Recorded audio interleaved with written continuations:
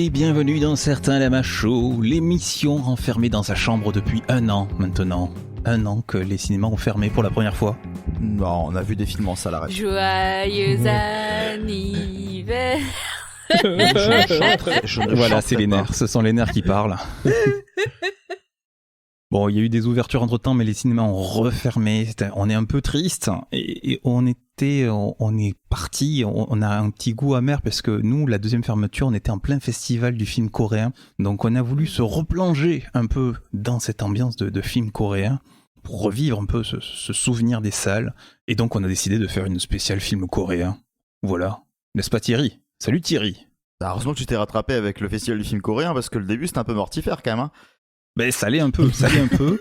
Mais bon, alors il n'y a pas que de la nostalgie aussi, on le fait également parce que Shadows a fait une rentrée de films coréens au passage. Avec des Kim et des Park. Avec des Kim et des Park, mais voilà, oui, mais ça de toute façon en même temps, les films coréens, 1 sur 2, ils s'appellent Kim ou Park, donc oui, bon, c'est comme non, c'est pas gentil, mais j'avais juste envie de dire des Kim et des Park.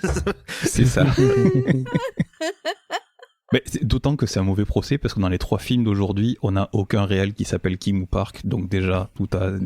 C'est pas regarder les castings. Oui, alors par contre dans les castings c'est Oui, encore non, autre chose. mais... Non, j'avoue, on a un Joe, un Byun et un Lee. Bon. C'est beaucoup trop facile.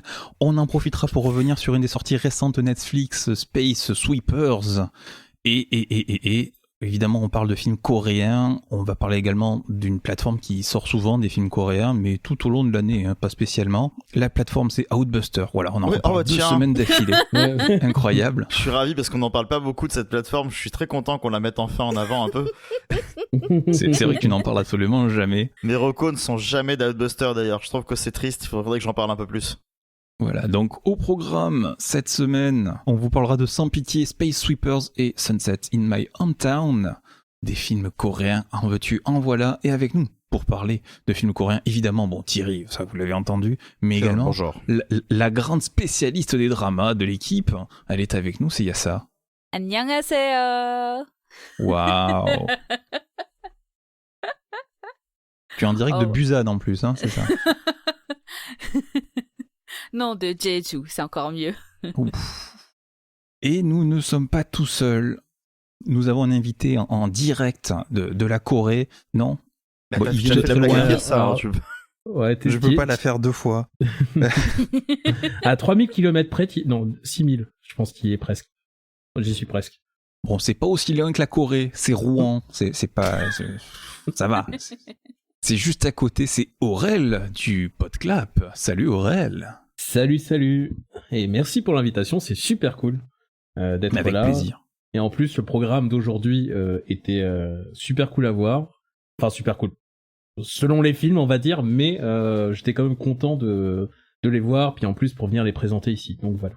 Est-ce que tu es fan de cinéma coréen, Aurel ? Alors, oui, je suis fan de cinéma coréen, et globalement, les films qu'on devait voir aujourd'hui, j'en avais déjà vu un.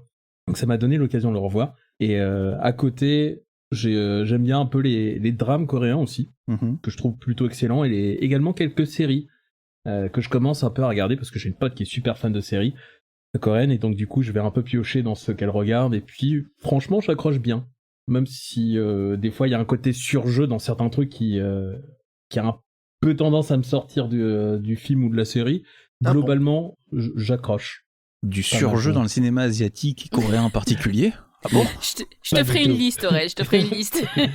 Vas-y. C'est pas du surjeu, c'est une façon de dire qui est assez différente, parce que c'est, enfin, je veux dire, parce que eux ne considèrent pas ça comme du surjeu, donc en soi, ça n'en est pas. Mais c'est vrai que par rapport à nos codes à nous, c'est pas pareil. Ah oui, c'est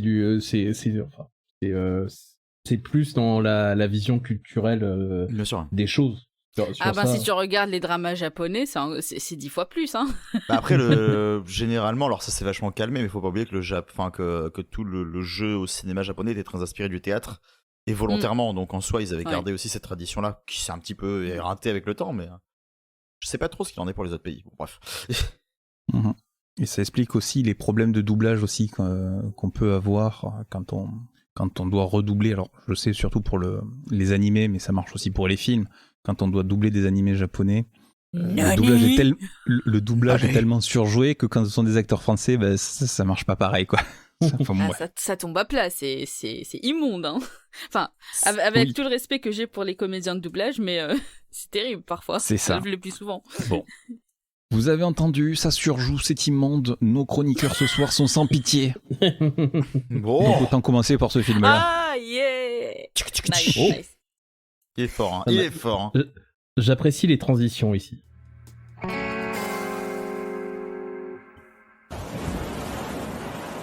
Toutes les choses qui bouleversent ta vie, elles te prennent par surprise dans ton dos. Oups. Je suis désolé, j'ai mis la bande-annonce en VF. Parce qu'elle était bien compressée celle-là. Mais non, mais je vais vous mettre le... On va aborder aussi ce soir un nouveau sujet, c'est les bandes-annonces coréennes. Parce que ça aussi, on pourrait faire une émission complète là-dessus. Enfin, Tant bon, qu'on bref. fait pas une émission où on critique les bandes annonces de films à venir, ça va. Ah ben ça pourrait être un concept. Déjà qu'il y a des émissions entières sur les bandes-annonces de blockbusters. On pourrait faire des Non, c'est pas chroniques sur les bandes-annonces de films coréens. Ça pourrait être... Au moins coréen, c'est précis, tu vois. C'est moins putassier que C'est de une niche, taper, ouais, c'est ultra ça. niche. Que de faire alors c'est bon, ils ont rajouté 20 secondes à la Justice League, refaisons une émission de 2 heures. Non. Bon ben là, par contre je vous aurais prévenu, celle-là elle pique un peu les oreilles et c'est la bande-annonce officielle. J'ai rien touché. 형, 이렇게 사는 거 안 지겨워요? 젊어가 이번 프로젝트 주인공 아닙니까? 한지우 2, 3년이면 나와요. 그때 되면 사이즈 크게 당길 수 있어요. 잠입조 쓸게요.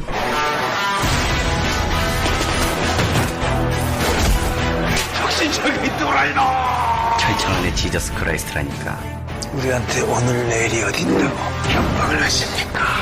이렇게 막중한 인물, 저 같은 심폐이송이를 쓰려고 하시는 이유가 뭐예요?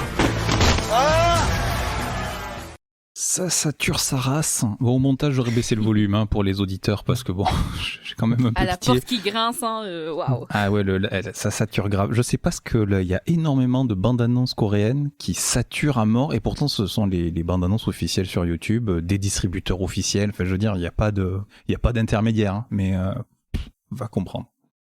Aïe. Bon, la bande-annonce est cruelle, mais bon, le film, qu'en est-il? Sans pitié, Bulangdang de Byung Sung-yoon, film de 2017, présenté à la séance de minuit à Cannes 2017, et sorti chez nous aussi par la même occasion. Un film qui arrive là aujourd'hui, qu'on peut voir assez facilement en ligne en France, puisqu'il fait partie de la fournée Shadows, avec plein d'autres thrillers coréens, Miam. tels que J'ai rencontré le diable, The Chaser, Company Man, Ah. Confession of Murder ou Morsure. Donc pour une fois, C'est il y a du des bon, trucs. c'est du lourd. Pour une fois, il y a des trucs bien sur Shadows, j'ai envie de dire. Alors ça non. Voilà. Ah voilà, j'attendais Thierry. C'était juste. Je suis c'était pas juste pour d'accord ça. non plus. Mais Je bon, sais après, que c'est juste pour ça, mais non quand même. Et puis ça suffit. Je vais me faire déclarer un ulcère pour la prochaine fois. T'auras plus le droit de dire des choses méchantes. Voilà. Je vais me faire Bon, passer bref, une excellente un dessert raison de d'ulcère. redécouvrir Shadows si vous ne l'avez pas déjà découverte, bien sûr. Film coréen, donc sans pitié, thriller ou thriller d'infiltration, où un jeune policier va s'infiltrer en prison pour s'approcher de malfrats, va s'engager alors un jeu de chat et de la souris. Je ne vais pas m'amuser à donner tous les noms de personnages parce que ça va être très très douloureux ce soir. On a Yim Si-won qui joue le jeune premier, voilà, enfin qui est le jeune premier, qui est le jeune infiltré. Sa boss Jeon Hee-jin qui joue la flic super badass, et c'est cool de voir une flic super badass comme ça. Et le mafieux Sol Kung-gu, donc l'acteur qu'on a pu voir dans La Mémoire assassine ou dans 1987 When the Day Come. Mémoire assassine. Voilà. Enfin, même 1987, vous allez voir, c'est un film que je vais répéter souvent dans le casting parce que c'est un film choral avec tellement d'acteurs que, évidemment, il y a un film sur deux où un acteur a déjà joué dedans. Enfin bon, bref, c'est un peu leur jour le plus long, j'ai l'impression. En tout cas, sachez une chose, si jamais on n'arrive pas à mettre le ton suffisant pour vous le faire comprendre, La Mémoire assassine, au même titre que 1987, sont des films excellents. Il faut les voir, c'est important. Mémoire assassine, si je m'abuse, qui était sur e-cinéma, je sais pas s'il y est toujours. Tout à fait. 1987, je ne sais pas s'il est sorti en France. Ça sera, on pourra enquêter d'ici le alors prochain moi, film. je l'ai en DVD. Le problème, c'est que c'est un DVD que j'ai acheté en Corée, donc je peux pas le lire. Ah merde. Mais je vais me prendre un petit lecteur dézonné pour pouvoir le regarder.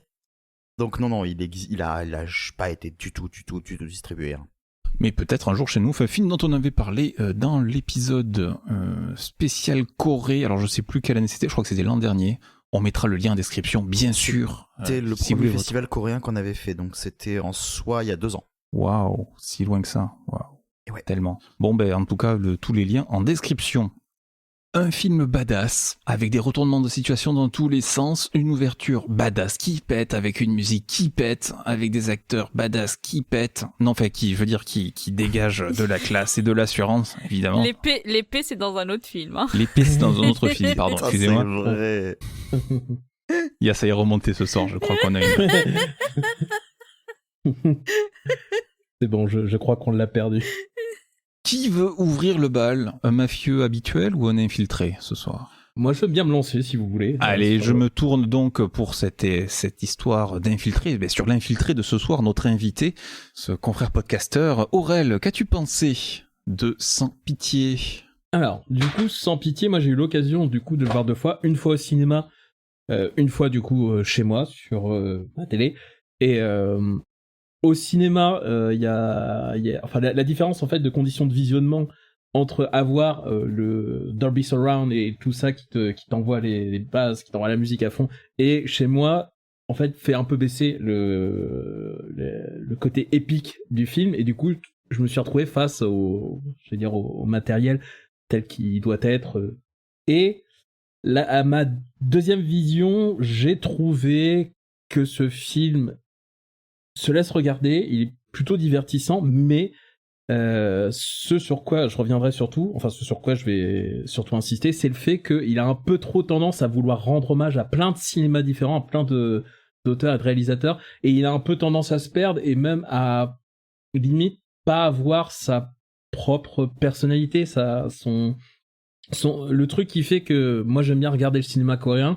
Là je l'ai pas retrouvé trop dans ce film. Il y a un côté plus style occidental, enfin il y a pas mal de râles, et donc j'ai pas pris autant de plaisir que la première fois que je l'ai vu, et pour moi c'est surtout ça en fait qui m'empêche de considérer ça comme un très bon film ou comme un bon film. C'est un film qui se laisse regarder et qui a trop d'influence, et qui aussi peut-être multiplie beaucoup trop les rebondissements, la manière tordue de monter le film pour créer une tension qui finalement, si on y réfléchit 2 secondes, en fait, n'est pas si importante que ça. Ouais, d'ailleurs, j'en profite pour te poser la question, parce que tu nous dis que c'est pas ce qui ressemble pour toi à un film coréen. Alors du coup, pour toi, c'est quoi la différence? Qu'est-ce que tu attends d'un film coréen? Parce que ça, c'est intéressant comme vision.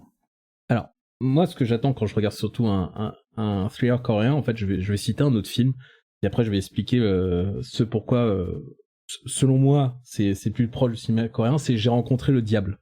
Parce que, oui, oh là là. Donc c'est un film qu'en fait mon compère de podcast, Richard, m'avait vendu comme étant un très bon film. Alors du coup, lui faisant confiance pour les recommandations ciné, j'ai regardé le film.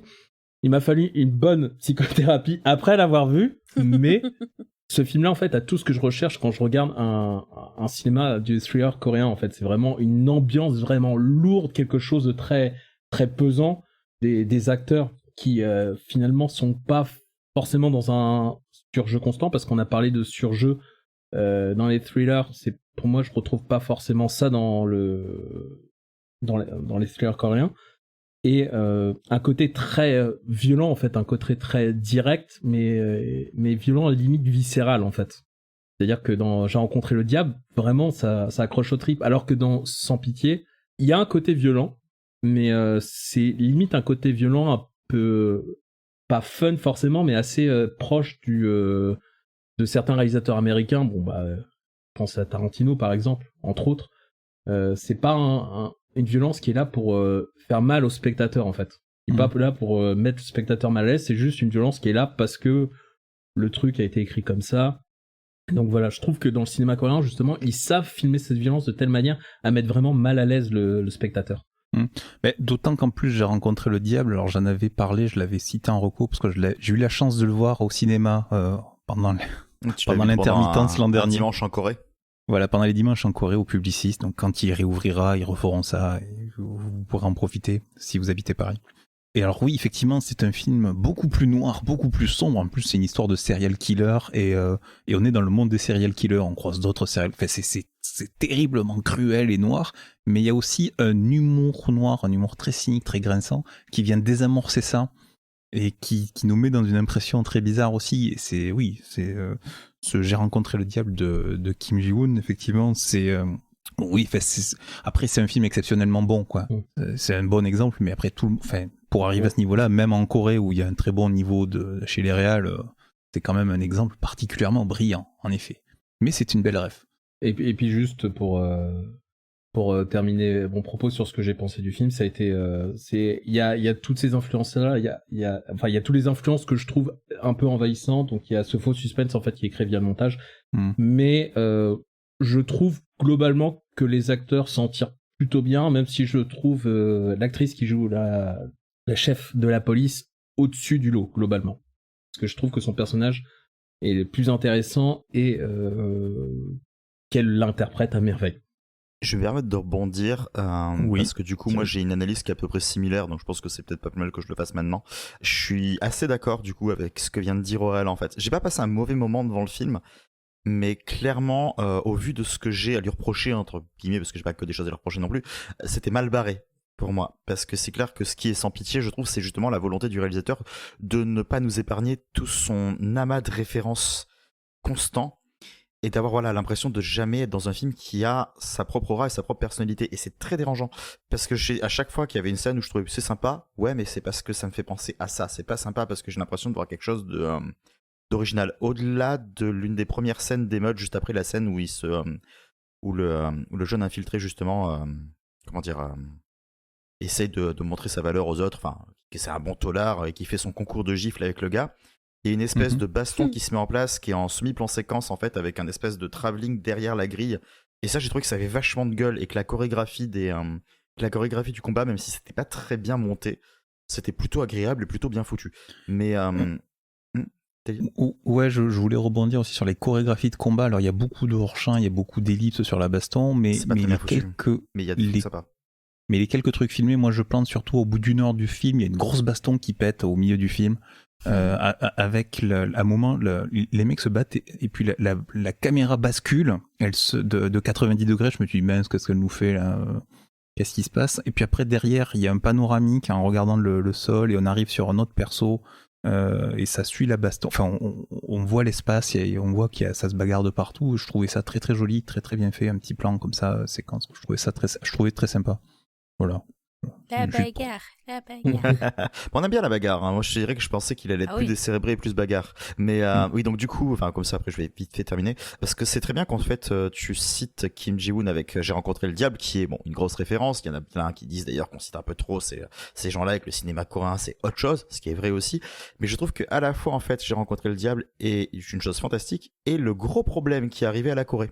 Et pour m'expliquer, c'est ça, je trouve que le cinéma d'action et surtout les thrillers coréens ont le même problème que le cinéma d'horreur espagnol, par exemple, pour rentrer en comparaison. C'est-à-dire que après être beaucoup restés au pays, tout à coup, ils se sont mis à exploser. Et du coup, là où on avait une émergence de réalisateurs, parce qu'on appelle comme ça la nouvelle vague coréenne, on avait une émergence de réalisateurs qui voulaient justement exister dans ce milieu-là.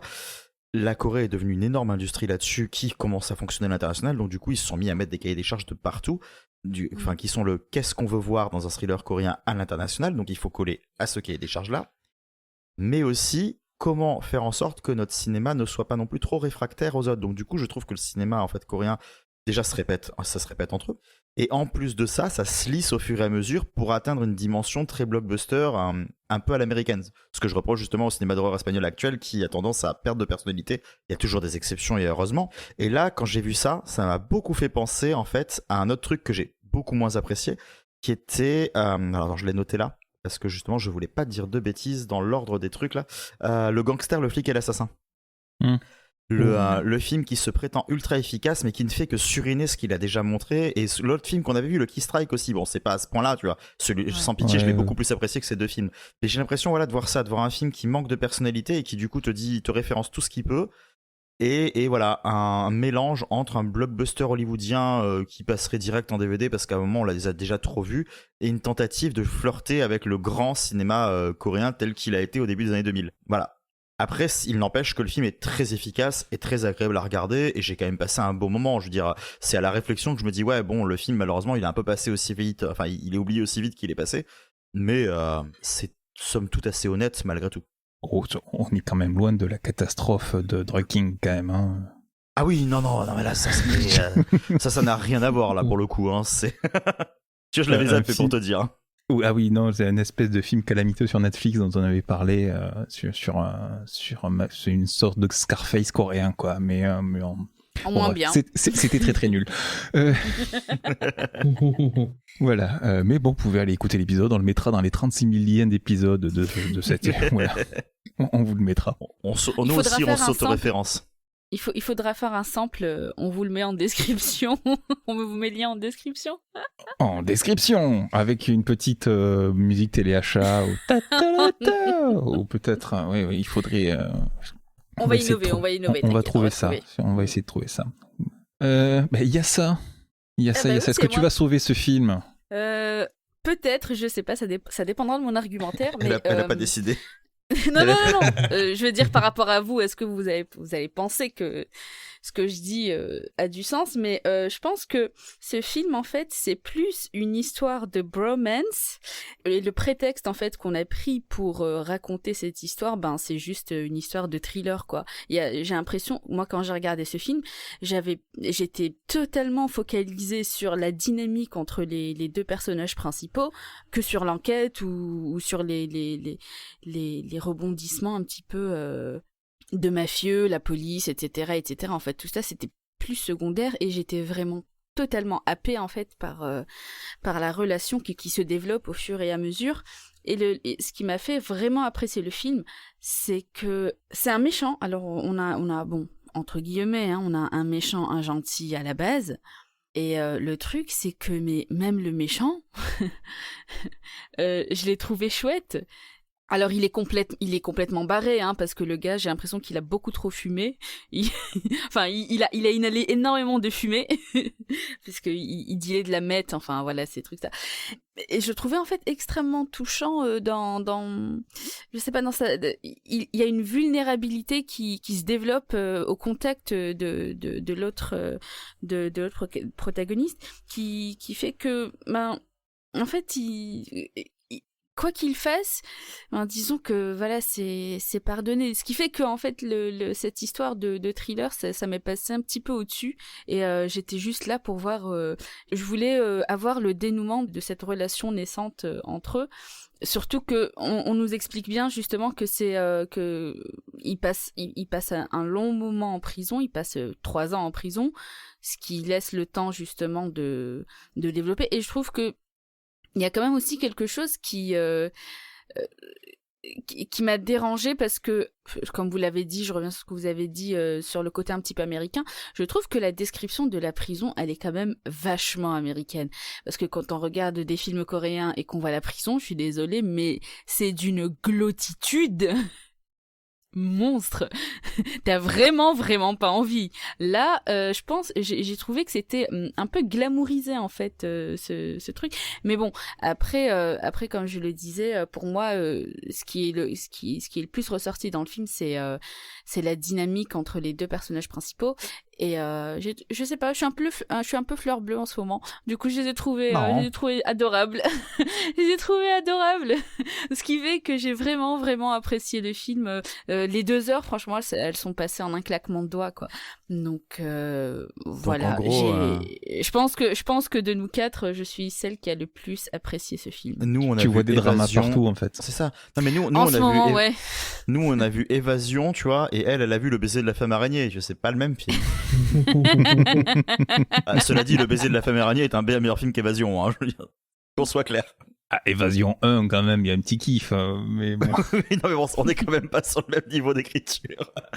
Certes. Tu pinailles un peu. Non, je sais que tu ne résistes pas à Stallone qui désarticule, mais... Moi, j'ai trouvé ce film très bon. Voilà. Moi, j'ai beaucoup aimé. J'ai passé un excellent moment devant ce film. Alors, Ce n'est pas parfait.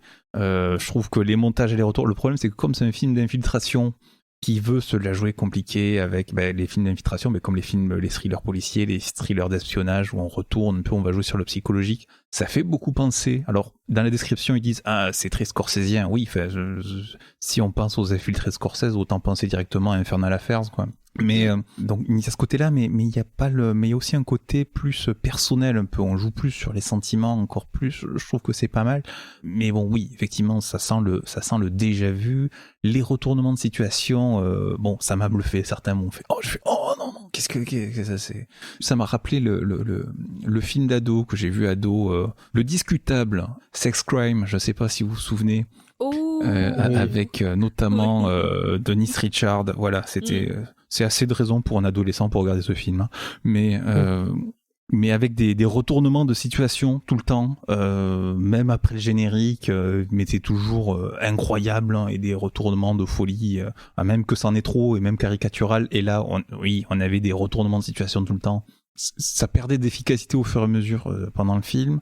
Les montages et les retours n'aidaient pas forcément à la compréhension. Mais enfin, après, on avait quand même une certaine esthétique, une certaine mise en scène. On a visiblement ce réal, il sait tenir une caméra. Alors, c'est pas son premier film, c'est son premier thriller. Il avait fait avant une espèce de film sentimental, je crois, des comédies et un truc de musique. D'où la bromance. D'où peut-être la bromance. J'étais là il y a 5 ans, est-ce que tu vas le dire? Je l'ai dit dès le début, Thierry. Là, t'avais l'occasion de le relever. Ah bah oui. Et effectivement, pour rebondir, c'est vrai que c'était un film très action, très thriller. Et moi, ma vision du film coréen, alors pour moi, c'est le mélange des genres. Moi, ce que j'aime bien dans le cinéma coréen, ce qui me surprend, ce que je trouve rafraîchissant, c'est le mélange des genres, c'est-à-dire qu'on peut avoir un film très très sérieux, et puis au moment on peut avoir des séquences comédies, puis alors on peut avoir une romance à un moment, et puis on peut avoir de l'action ou je ne sais quoi, mais toujours un basculement à un moment ou un mélange des genres qui est assez qui est parfois subtil, qui est parfois brutal, mais qui passe bien, et c'est cet art du mélange des genres. J'ai notamment en tête Taxi Driver par exemple. Oh oui. Qui ça commence une petite comédie sympa, puis après c'est une espèce de drame, c'est un film de guerre affreux, enfin, c'est poignant, tu t'en prends plein la gueule, tu l'as pas vu venir, et c'est ça. Et pareil, j'ai rencontré le diable, c'était un film super dur avec des serial killers très dur, et puis t'as un moment comique incroyable timé parfaitement. Et tu fais ok, et du coup moi je suis sorti de ce film très réjoui, si tu veux. J'étais pas complètement plombé par le film parce que il y avait cette balance, et c'est vrai que j'ai peut-être pas, il y a quelques touches d'humour, hein. Il y a un moment, il y a une séquence de pub surréaliste, c'est comme les mafieux se servent d'une boîte d'export de poissons pour cacher leur trafic ou je ne sais quoi. Enfin, du coup, il y a une pub pour du poisson avec le patron qui sort de nulle part et tous les flics sort de nulle part. Mais bon. Mais c'est vrai que c'est parsemé comme ça. C'est peut-être pas assez. Il y a peut-être pas ce mélange auquel je suis habitué entre guillemets par le cinéma coréen. Peut-être que je suis mal habitué. Non, mais c'est un bon point que tu soulèves là. C'est vrai que j'ai envie de dire, ça, c'est pas spécifique au cinéma. Après, en dehors de la musique, du cinéma et de la musique, j'ai pas beaucoup de points de vue des autres arts pratiqués là-bas. Mais par exemple, dans la musique, dans une chanson, on va avoir un mélange des genres. On peut avoir 3-4 genres faciles, et c'est quelque chose de très répandu. Donc, je pense que c'est pas spécifique au cinéma. Je pense que c'est spécifique à la culture coréenne, en fait. C'est comme ça qu'ils voient les choses. Ils ont l'habitude de ça, quoi. Enfin, c'est plus naturel pour eux. Peut-être bien. Bon, du coup, on est mitigé. Finalement, tout le monde n'est pas sans pitié pour ce film. En fait, je pense que ce serait un peu être méchant gratuitement que de dire qu'il est pas, qui mérite d'aller à la poubelle, en fait. Moi, ce que je ressens dans les différents avis, c'est que, enfin, ça se regarde très bien, quoi. C'est juste que si on commence à creuser, c'est là où, du coup, on trouve un peu nos trucs, mais. Oui, finalement, il n'est pas si original que ça, mais il y a une efficacité technique quand même. C'est ça. Ah oui. Oui, bah, Clairement, tout comme il est on bon. apprécie des fois mater des films comme ça, tout simplement. Et celui-là, enfin, je veux dire, par rapport au nombre de fois où on se dit, allez, je me prends pas le show, au moins il y a de l'action, quand tu regardes un espèce de DTV dégueulasse, ou au moins où tu baisses tes exigences comme pas possible, celui-là est quand même bien au-dessus de ça. Hein. Oui. Simplement, c'est vrai que se regarder ça une soirée quand on cherche pas forcément à voir l'ultime film coréen ou même l'ultime film du tout, ça passe carrément, ces genres de films, même en salle. Pour le coup, s'il repasse en salle, c'est un film que j'irai voir bien volontiers parce que en salle l'expérience est plutôt sympa en plus. Donc parce que le mixage sonore était vraiment bon. Donc je vous encourage quand les salles rouvriront, si une salle le passe, à aller le voir. Donc au cinéma. Moi, j'ai vu au casque, ça allait. Ah, moi je l'ai vu sur une plateforme de streaming, ça allait aussi. Mais ça m'a manqué un petit peu en fait, et puis c'est pour ça qu'après je suis parti pleurer sous ma douche pendant tout le reste. Ouais, toi t'as la comparaison du coup, c'est pour ça. C'est ça, oui, c'est ça. Mais pour moi, c'est vrai que c'est un film. On parlait de blockbuster tout à l'heure. Et c'est vrai que ça a l'air d'être un film qui est taillé pour être un blockbuster qui peut fonctionner à l'étranger. Et pour moi, il peut fonctionner. Enfin, en France, je suis pas sûr qu'il ait tant fonctionné que ça parce que sa sortie restait un peu discrète. Ouais, il a fait un petit score. Il a eu un bon retour critique, je crois, parce qu'il était passé à la séance de minuit à Cannes. Et il a eu quelques bonnes critiques, mais après c'est vrai qu'il a eu une sortie un peu plus discrète, qu'il n'a pas surperformé. Hein, on va dire en même temps, 2017, les films coréens apparaissaient pointer le bout de leur nez. Encore. Oh, ça marchait quand même pas trop mal, mais pour de la niche, on va dire quoi. Et la niche, du coup, va être potentiellement un petit peu plus exigeante, entre grands guillemets, là-dessus, j'imagine. Et je crois que ça correspondait, il y avait le dernier train pour Busan, je crois qu'il avait bien marché. Mais après, je crois qu'il est quand même pas mal apprécié. Enfin, moi, je vois qu'il est quand même bien noté, même par les fans et tout, tu vois, donc bon, pourquoi pas. C'est quand même une note positive sur Sans Pitié. Voilà. Oh. Voilà. Nous ne l'abattrons pas sauvagement au sol. Il peut manger du poisson tranquille. Voilà. Très séquence d'intro très bonne qui te met dans le bain tout de suite. Hein. Moi, je trouve que c'est très efficace. Ouais, pour ceux qui ne mangent pas de medias res, c'est chouette. Pour ceux qui ne mangent pas de poisson, d'ailleurs, par contre, est-ce que vous mangez quand même des anchois? Pour comprendre ce qu'on dit, allez voir le film. Exactement. Ou du hareng. Non, ça c'était la semaine dernière, ça suffit. Thomas est toujours pas sorti de son traumatisme. On arrête avec le hareng.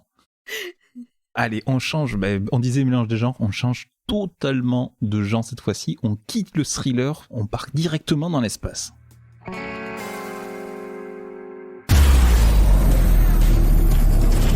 비켜라, 이 무능한 것들아. 저건 내 거다. You're seriously going to take everything? Victory's not sufficient! 이거 앞에서 만민이 평등하지. 맨날 위험한 거 왜 나야? Projected profit loss, $7,300. 이모 같은 소리 하고 있네. 우리 개판이야. Boum, boum, boum, ça explose de partout. Space Sweepers, film sur Netflix, film de 2021, sorti en février 2021 pour être exact, film de 2h16 de Joo Sung-hee, avec encore un très très beau casting, alors je vais essayer de les prendre pas trop dans le désordre cette fois-ci. Voyons, le héros Song Joong-ki, qui avait joué dans Battleship Island notamment, Kim Tae-ri qui a joué dans Mademoiselle, oui, et oui, notamment, qui joue la capitaine du vaisseau, Jin Seon-kyu qui jouait dans Extreme Job, Le Bon, la Brute et le Cinglé, qui joue souvent les hommes de main, les mecs un peu baraques, les mecs un peu bruts, mais qui joue d'ailleurs la Brute, qui se balade avec une hache dans l'espace, tout va très très bien. Et Yoo Hae-jin, qu'on a vu dans beaucoup de films, Taxi Driver, Malmö, il avait le rôle principal dans Malmö The Secret Mission, il jouait dans Pirate, dans Le Roi et le Clown, dans 1987, comme beaucoup d'acteurs, qui double le robot du vaisseau. Alors, je vous parle de capitaine de vaisseau, je vous parle de robot, nous sommes dans un film de science-fiction, nous sommes dans le futur, dans les années 2090 à peu près. La Terre est invivable et une société a créé des cités dans l'espace et même projette d'aller s'installer sur Mars. Et même la société est tellement puissante qu'elle a sa propre nationalité. Hein. On est quasiment citoyen de cette société. Toute ressemblance avec une situation qui se profile à l'horizon ne serait que pur hasard. Elon Musk. Et on va suivre, et on va suivre les aventures d'un équipage d'un vaisseau poubelle, d'un vaisseau de récupération de déchets, plus exactement, qui va chasser les déchets un peu comme on chasse les primes.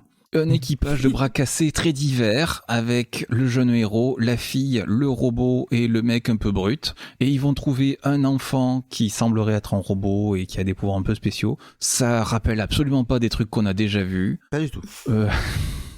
Non. Toute ressemblance avec, je sais pas, au pif, les Gardiens de la Galaxie ou un certain Cowboy Bebop ne serait que purement fortuite. Zut, t'as piqué mon seul argument. Oh punaise, ça m'a fait tellement penser à Cowboy Bebop que j'ai vérifié que c'était pas l'adaptation prévue par Netflix. Parce que vous savez que Netflix voulait faire une adaptation live de Cowboy Bebop qui est retardée. Arrête, dis pas ça. Ménage-toi. Bon bref, non, c'était pas l'adaptation prévue par Netflix. Je pense que ça sera plus fidèle que l'adaptation officielle, mais ça c'est encore un autre débat. Je me tourne vers nos aventuriers spatiaux du podcast. Qui veut se lancer? Qui a apprécié déjà Space Sweeper? Je sais que Yassa a apprécié Space Sweepers. Grave. Toi, tu embarques tout de suite pour ce genre d'univers. Alors, oui et non. En fait, oui. Enfin, sur le principe, oui. J'embarque évidemment direct. Voilà, l'espace, space opéra, etc. Ça me parle, quoi. D'autant plus que je n'en avais pas vu depuis longtemps. Enfin, soit j'en revois des anciens, soit je n'en regarde pas. Donc là, c'était chouette. Et puis en plus coréen. Parce que la Corée, faut savoir qu'ils sont moins SF et un peu plus fantastique, fantasy, etc. Donc c'est pas forcément leur genre de prédilection. Et ça se sent un petit peu parce que moi, j'ai commencé à apprécier le film à partir après les 3 premiers quarts d'heure, après les 45 minutes. Heureusement que le film fait 2h16. Voilà. En fait, pour moi, l'histoire a démarré à partir de... Et j'ai regardé, hein, le timer, l'histoire commence à partir des 45 minutes, quoi. Avant ça, je trouvais ça chouette, mais franchement, j'étais pas plus investie que ça dans l'histoire.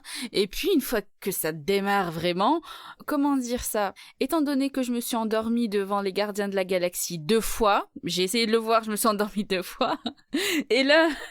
Avec ma nuit blanche, je ne me suis pas endormie. Je peux dire que j'ai apprécié le film. Il y a des choses qui entrent en résonance en fait avec l'idée qu'on se fait de la science-fiction, donc c'est un chemin un petit peu facile parce que on a tout ce qui est satellite, station, etc. Et ça parle de choses qui nous sont contemporaines, comme ça se passe en 2095, donc la Terre va pas bien, etc. Elle est au bout de sa vie et il faut trouver une solution. Donc c'est des sujets quand même qu'on aborde énormément aujourd'hui. Et à la fois, il y a quand même des petites fulgurances comme ça, un petit peu à droite à gauche, qui sont les bienvenues. J'aurais juste un gros problème, en fait, qui n'est pas avec le film, mais avec le genre en général, justement, qui est que, en fait, j'ai l'impression qu'on n'a plus cette fascination pour la science-fiction qu'on avait avant, parce que avant, on avait l'impression que c'était vraiment quelque chose de totalement inaccessible, de tellement lointain et tellement imaginaire que voilà, ça relevait presque de la magie, quoi. Et qu'en fait, maintenant, tous les films de science-fiction, soit ils se veulent très réalistes, comme Gravity, par exemple. Réaliste, je mets ça entre gros guillemets quand même, hein. Soit ça part dans tous les sens, comme Space Sweepers ou plein d'autres films du genre. Du coup, même si j'apprécie toujours de voir ce genre de film, j'ai quand même un petit pincement au cœur de me dire, j'ai plus cette petite excitation de... c'est vraiment l'inconnu. Faut savoir que le film, enfin l'histoire se passe en 2095. Je veux dire, c'est dans 70 ans. C'est pas si lointain que ça. Oui, alors on n'est pas...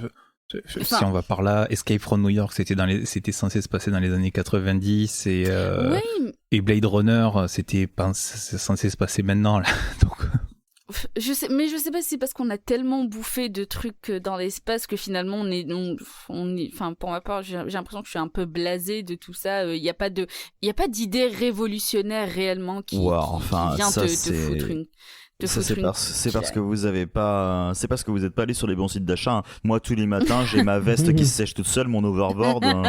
Mais c'est juste que vous avez pas été malin. Je vous rappelle qu'on vit dans Retour vers le futur 2 là actuellement. Hein. Oui, voilà. On a dépassé, ouais, c'est ça, on a dépassé. Mais en dehors de ça, j'ai trouvé la dynamique entre les personnages et même leur background assez bien développé. Beaucoup ri, franchement. Parce que vu comment ça commence, on s'attend pas franchement à rire, on s'attend à ce que ce soit quand même assez sérieux. Donc j'ai beaucoup ri, ce qui a été une bonne surprise, ce qui m'a fait apprécier le film. La petite, elle est absolument adorable, je l'ai kiffé. Après voilà, Song Joong-ki par exemple, disons que c'est un acteur que j'aime bien en vrai, mais dans ce rôle-là, j'ai senti son histoire un petit peu forcée.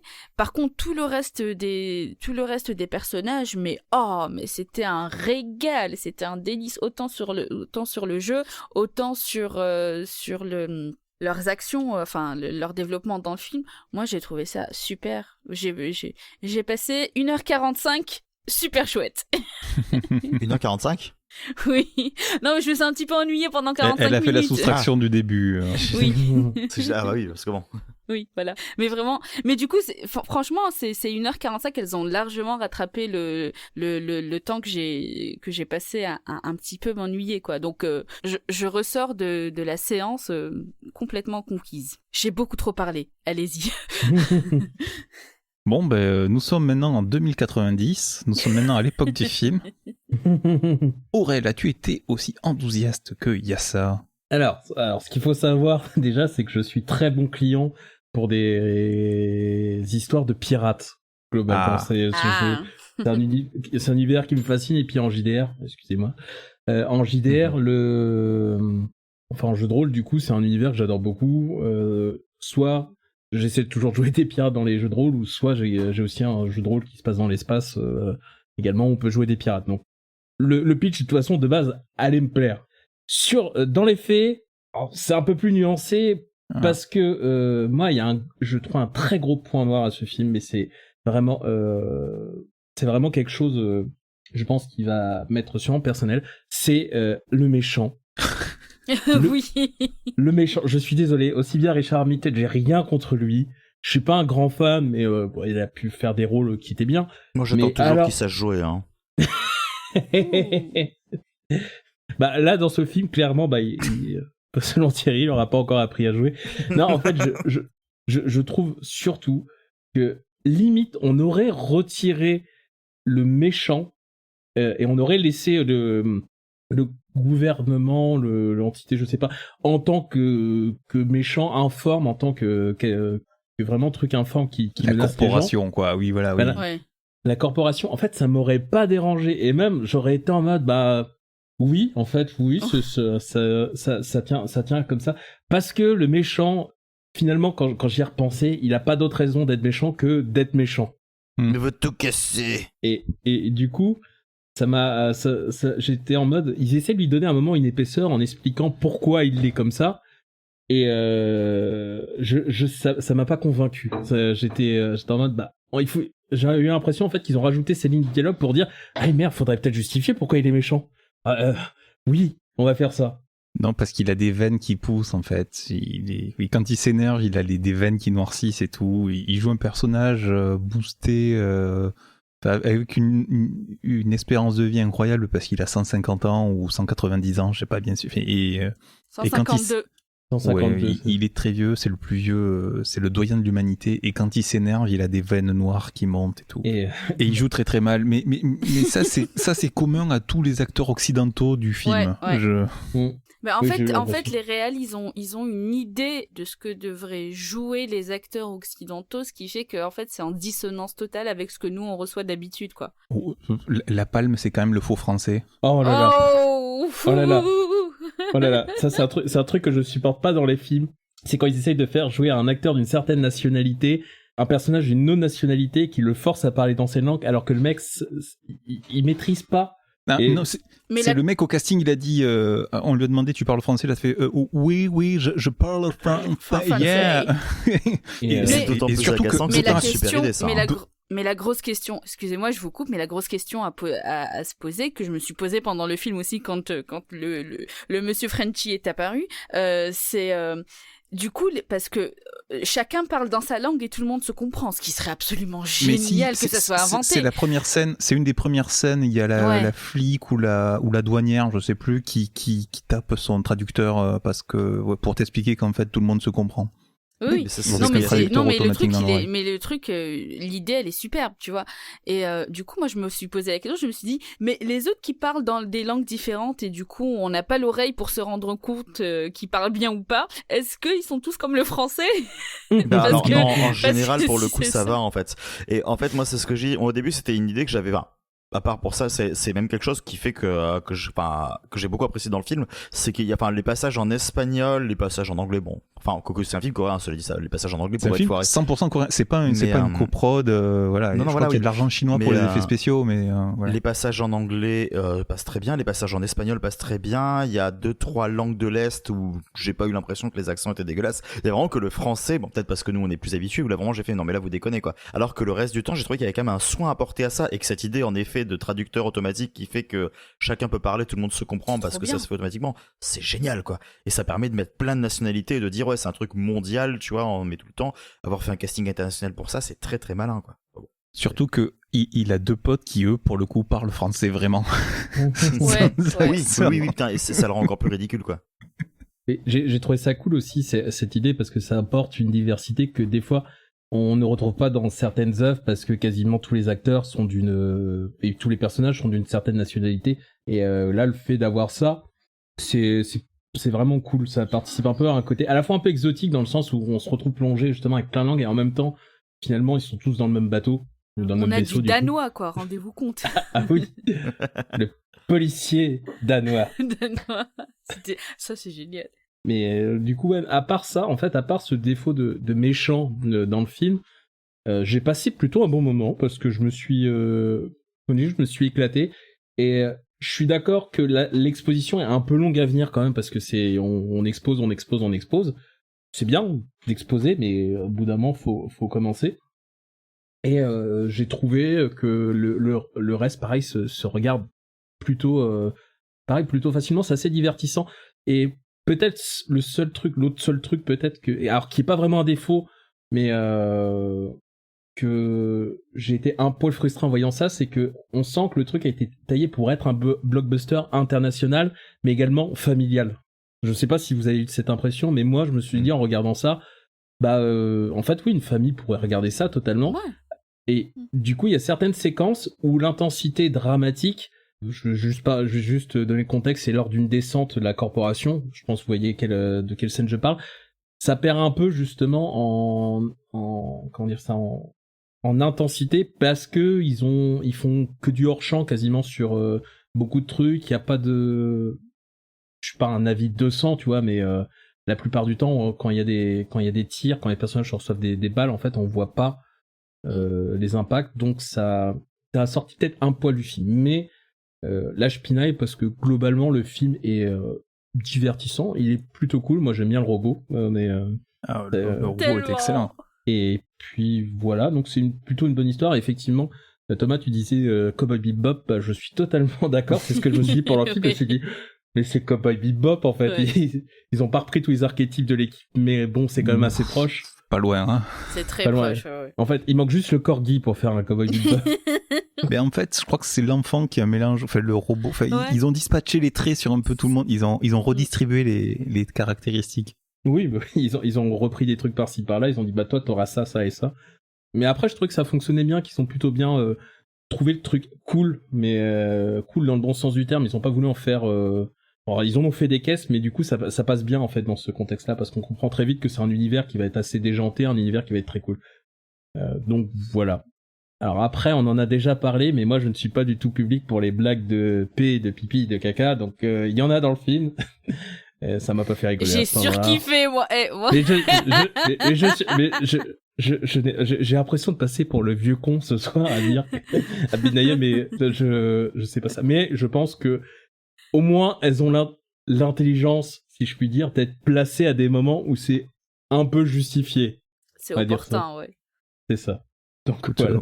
Moi j'ai vu les Césars, du coup c'est legit maintenant les blagues de paix, c'est bon, On va peut-être pas descendre là parce que sinon je les ai trouvées plutôt pertinentes. On va partir sur 4 heures d'émission. Dans Space Sweepers, beaucoup moins. Bon, Thierry, toi notre pirate. Ouais, moi le problème, désolé, les blagues de paix c'est mort. Et ça m'a méchamment sorti du film. Enfin, peut-être arrêter quoi à un moment. Je suis désolé. Alors certes, il y en a pas non plus beaucoup, mais à un moment, et vraiment, ça m'énerve. Tu vois, pour te dire, là cette semaine, j'ai regardé un film que tout le monde m'a dit, mais non, il est bien, regarde-le jusqu'au bout. Borat. C'est la planète au trésor. Hein, et il y a un personnage dans La planète au trésor qui ne s'exprime que par des bruits de paix. Ça m'a tellement énervé, j'en pouvais plus. J'ai plus l'âge, je suis désolé. Mais bref, tout ça pour dire que non, il y a quand même plein de choses qui vont pas vraiment dans ce film, quoi. L'écriture des personnages, elle est pas bien. C'est juste des correspondances à des archétypes de personnages de pirates qu'on aime bien, quoi. Donc ils ont des physiques atypiques, c'est des grands rebelles, si, c'est des rebelles au grand cœur. Le robot là coché juste pour ressembler à celui de Rogue One qui fait des blagues, non merci. Oui, la gamine pour mettre une gamine kawaii qui fait des trucs mignons parce que c'est trop mignon les gamins, donc forcément on accepte. Ça m'a vraiment énervé. Par contre, ça m'a énervé au point que je me suis dit ça me fait chier parce que je suis énervé, mais je passe un putain de bon moment et je kiffe ce film. Tu avoues. Non, voilà, et je pense que malgré tout, ce film a beaucoup trop de défauts au niveau de ses personnages et il est très agaçant au niveau de son écriture, mais par contre, le seul truc que je tiens à dire, c'est 24 milliards. Alors 24 milliards, vous allez me dire, ouais, enfin, c'est quand même énormément de sous. Voilà. Sauf que 24 milliards de... Attends, ce sont des won. Voilà, j'en étais sûr, mais je voulais vérifier. 24 milliards de won, c'est à peu près 21 millions de dollars. Donc ça veut dire que ce truc-là, tu vois, ça coûte à peu près 20 fois moins que les Gardiens de la Galaxie que tu citais avant, il y a ça. Donc comme quoi, tu vois, il y a besoin de 20 fois moins de Gardiens de la Galaxie pour que tu ne dormes pas. Alors le film n'est pas magnifique, certes, mais putain, pour ce budget-là, c'est beau. Ah, pour ce budget-là, c'est canon. Hein. C'est hyper ambitieux, c'est dingue tout ce qu'ils essayent de mettre. Parce que, alors, le film dégueule, il en fout 3 tonnes. Sauf qu'à chaque fois, je me disais, putain, mais c'est beaucoup trop. Mais c'est trop pour 21 millions, quoi. Tout ce qu'ils ont réussi à mettre en place, en termes de narration, en termes de volonté graphique, en termes de design, en termes de plein de choses, pour ce budget-là, qu'est-ce que ce serait s'ils avaient un meilleur scénariste et meilleur scénariste et un budget un peu plus conséquent, peut-être qui leur permettrait d'avoir des effets un peu moins cheap sur certains aspects. C'est c'est hyper honnête en effet en divertissement familial, et ça a beau m'avoir énervé parce que c'était foisonnant, et ben c'est foisonnant, ce qui est aussi une qualité en soi. Il y a toujours quelque chose à se mettre sous le regard, c'est pas forcément très original, mais tu vois, un peu comme Sans Pitié au final, il y a ce côté constamment généreux en fait. Ça essaie tout le temps de faire des trucs, il y a tout le temps des péripéties, ça y va. Il y a des personnages certes en couleur, alors on apprécie ou on n'apprécie pas, mais ils sont là et ils ont le mérite d'exister. Donc au final, tu vois, je pense que même si à titre ultra personnel, le film m'a vraiment pas trop plu, mais j'ai quand même passé un super moment sur le moment, et je le conseillerais à des gens qui me diront j'ai envie de me taper un space opéra sympa. Et je pense que, comme disait Yassa avant, le fait qu'on vienne de Doctor Who fait qu'on accepte beaucoup, je pense, le space opéra un peu cheap et qu'on lui trouve un charme. Ça aide. Ouais, c'est ça. Donc au final, c'est ça, tu vois. J'ai beau dire que j'ai pas aimé, mais j'ai trouvé du charme, tu vois. C'était plaisant. Très étonnamment. Ah oui, mais c'est très efficace, effectivement, les effets spéciaux. Tiens, ça me fait penser en effets spéciaux canon pour pas cher. Il y a Blood Machines aussi, hein, dont on avait, parlé. Là, c'est encore pire. mais par contre, le résultat était encore plus top. Mais voilà. Là, c'est vrai qu'on a du mal. C'est 20 fois moins que Space Sweepers, quoi. Ah oui, alors là, oui, c'est 2000 fois moins que...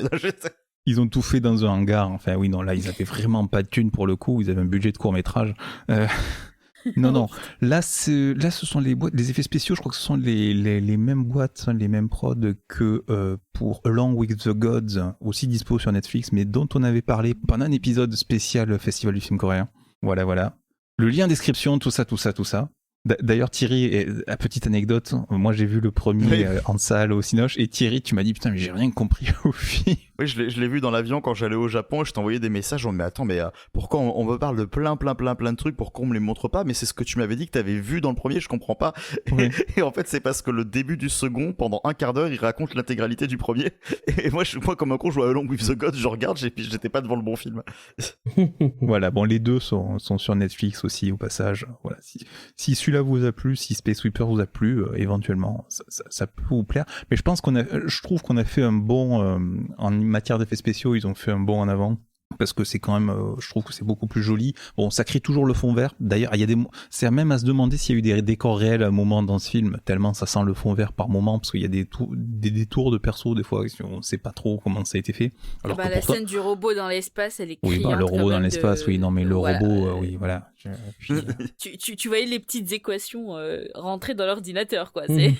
Non, c'est ça, mais c'est vrai on sent qu'on n'a pas le budget de Disney, Marvel, DC, tout ça. On sent que on n'a pas le budget d'Hollywood pour les effets spéciaux, mais enfin quand même ça. Et puis en plus, le film ne fait pas d'économie de scènes à spectacle. C'est-à-dire qu'il y a des scènes dans l'espace partout, il y a des batailles, il y a des poursuites un peu partout. C'est très spectaculaire, même si, je veux dire, elles sont pas logiques en soi. Je pense notamment à une scène, ils se battent pour avoir un débris. Mais ils font plus de débris en essayant de l'attraper parce qu'ils essayent de le choper au harpon et pas au filet. Enfin bon, bref. Le harpon qu'on retrouve dans Cowboy Bebop d'ailleurs, mais bon, bref. Mais pour du piratage, bref. Non, mais c'est ça. Il y a beaucoup d'ambition, il y a un univers. Certes, il y a rien d'original. Tout ce qu'on voit dans ce film, on l'a déjà vu quelque part, forcément, sous une forme ou sous une autre.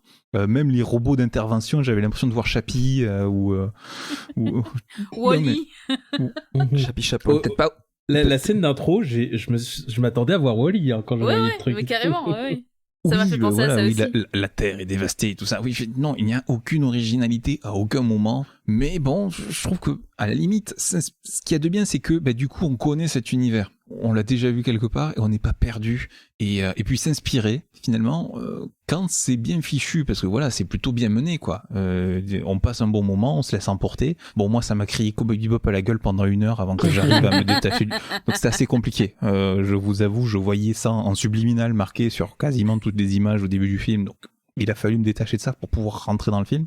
Moi, c'est l'inverse. Moi, j'avais la découverte de l'univers au début, puis après, il y avait tellement d'action tout le temps, avec des néons un peu partout, puis des méchants très méchants qui savent pas jouer, que moi, ça s'est redescendu un peu au cours du film, parce que 2h16, c'est quand même long.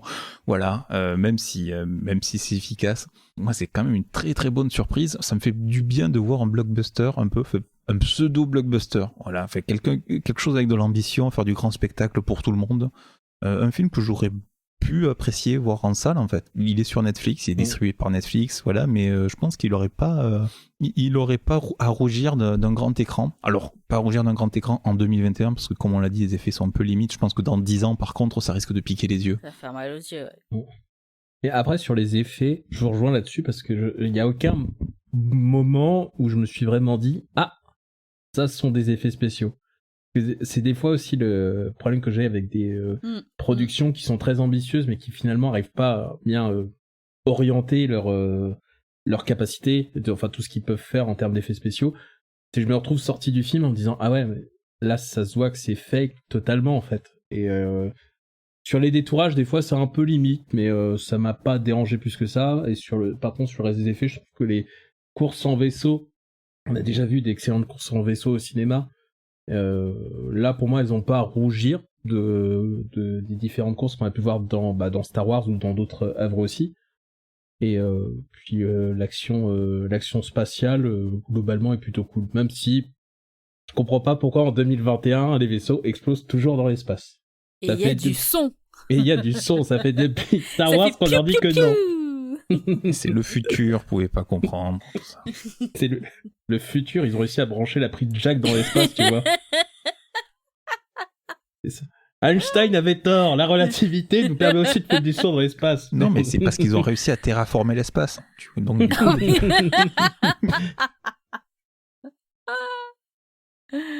Oui, c'est comme la terraformation, c'est une thématique totalement éculée, hein. Enfin, Aller coloniser Mars parce qu'on a tué la Terre, ça reste d'actualité. Mais d'ailleurs, le questionnement qui se pose, ils sont là, ils se rendent compte du truc à la fin, et moi j'étais là genre, mais si vous pouvez terraformer Mars, vous pouvez re-terraformer la Terre du coup. Non, parce que c'est le business. Là, on est obligé de spoiler le business du méchant parce que. Oui. Non, je sais. Non, mais sans spoiler. C'est juste une question, que je me suis posée au cours du film. Est-ce qui renvoie à l'inutilité du personnage du méchant, si ce n'est de mettre un méchant très méchant, qui fait que toute la famille, même les plus petits, identifie un méchant très méchant, et pas un global système très méchant avec une corporation, mais en réalité le système c'est nous, parce que moi je trouve qu'il y a une scène qui est plutôt intéressante. Dans une scène de méchant très méchant, où il y a un personnage de journaliste qui vient de dire le méchant, tu es très méchant, et le méchant lui fait oui, mais bon, si tu es face à des nécessités, si tu peux sauver ta famille, et si tu veux, toi aussi tu deviendras très méchant, et c'est juste une question de point de vue, et en fait c'est juste de la survie. Et le fait que ça soit un méchant très méchant et qui pour le coup fait des trucs de méchant après derrière qui sont vraiment très très cruels et rien que pour faire du pognon alors qu'il pourrait sauver la situation, ça aurait été une corporation comme ça aurait été un système. L'action du mec qui justement cette scène là où il dit que même celui qui dénonce, en fait s'il dénonce c'est juste qu'il a pas son ticket pour partir sur Mars, sinon il en aurait fait partie.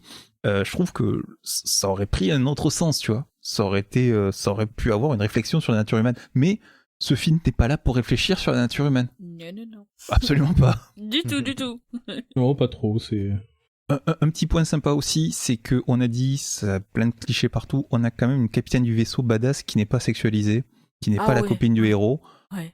On peut le souligner pour une fois, c'est vrai que c'est bien de pas le souligner, mais bon, mais autant le dire aussi pour une fois, parce que d'habitude on hurle quand c'est le cas. Ouais. Donc, surtout que la Corée n'est pas spécialement beaucoup avancée sur ce genre de sujet, et donc ça fait plaisir de voir que chez eux justement ils le font pas déjà. Mais ça commence à bouger petit à petit aussi. Évidemment, comme partout de toute façon. C'est moins avancé que dans certains endroits, mais pour eux aussi, c'est des grosses avancées aussi. Bon, même si elle a un gros fusil bien phallique au moment du film, mais ça c'est encore autre chose. Alors... Ah, j'ai kiffé! Oh, mais justement, les gros fusils, c'est les hommes qui les portent d'habitude, et là, t'as une meuf qui dégomme tout avec, mais c'est jouissif. Oui, je vais te montrer quelques dessins animés, quelques japanimes, il y a ça, des filles avec des gros guns, Oui, non, mais les animés, c'est quand même très, très restreint, enfin, je veux dire, c'est pas si grand public que ça, donc voilà. Si on veut un exemple grand public que j'ai revu il y a pas longtemps, dans Thor Ragnarok, il y a une scène où un des personnages féminins a un canon, Valkyrie justement, un canon justement qu'elle arbore justement comme un phallus. Je pense que c'était fait exprès, dans le sens pour se moquer un petit peu de cette mode-là, mais... le film passe son temps à castrer Thor, donc oui, et à faire de l'empowerment, oui. Donc du coup, ça c'est un exemple grand public que je trouvais pas mal sur le sujet. Mais bon, après, je pense pas qu'on va passer l'émission à débattre des symboles phalliques dans les films, donc je vais m'arrêter là. Bon, Space Sweepers, donc finalement un bon divertissement. Donc c'est cool, foncez si vous l'avez à dispo, faites-vous plaisir. Allez, on va revenir sur de la douceur. On va partir de l'espace, l'urbanisation, la société, tout ça, cette méchanceté, on va la laisser de côté, on va revenir aux vraies valeurs, à la nature, la campagne, tout ça, aux choses simples. Non, je ne vais pas lancer la puberta.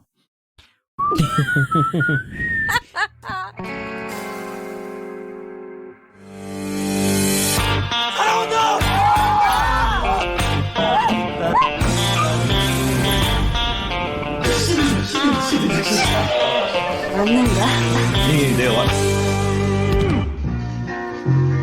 최선을 다하는 최고의 밴드.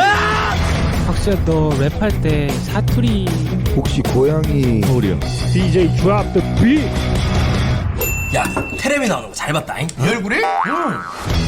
서울서 중다리 그만하고 내려와. 국민학교 통장도 몰라보는겨? 기억이 안 난다. 알아보기 싫겠지. Oh, la bande-annonce avec les bruitages, quoi. Ah, Thierry, il a voulu me faire plaisir, il a mis un film Avec la bande-annonce à bruitage. Mais je ne regarde pas les bandes-annonces, donc moi je savais pas. Merci Thierry, tu sais à quel point j'adore ça. Merci beaucoup. Ouais, il y a 2 tropes dans les bandes-annonces coréennes. Alors, soit elles sont compressées, mais à la bourrine, et du coup ça sature comme la première de ça. Soit, sur les films un peu comédie, ils rajoutent des bruitages vidéo gags qui ne sont absolument pas dedans, et ça nous donne ça. Et là encore, bon, j'ai pas osé en mettre autant. Il y en a plus, hein. La bande-annonce est plus longue que ça, et on a des boing et des ting et des trucs. Voilà. On a eu également un magnifique DJ Drop the Beat, voilà, qui est magnifique, puisqu'on va suivre les aventures d'un jeune rappeur dans Sunset in My Hometown de Lee Jun-ik, réalisateur entre autres de Hop ou Le Roi et le Clown. Oh, Le Roi et le Clown. Quel traumatisme, dans le bon sens du terme. Ah, voilà, donc on peut le noter également celui-là. On va suivre donc Han-Soo, et non pas Han Solo, ça n'a absolument rien à voir. Han Solo, c'était l'archétype utilisé dans Space Sweepers. C'est ça. On va suivre un jeune rappeur, un DJ Drop the Beat, vous l'avez entendu, joué par Park Jung-min, que vous avez peut-être déjà vu dans Mr. Sunshine, Psychokinesis ou K2 The Art, dont on avait parlé encore dans un film, dans le festival du film coréen. Il jouait le petit frère autiste dans K2 The Art.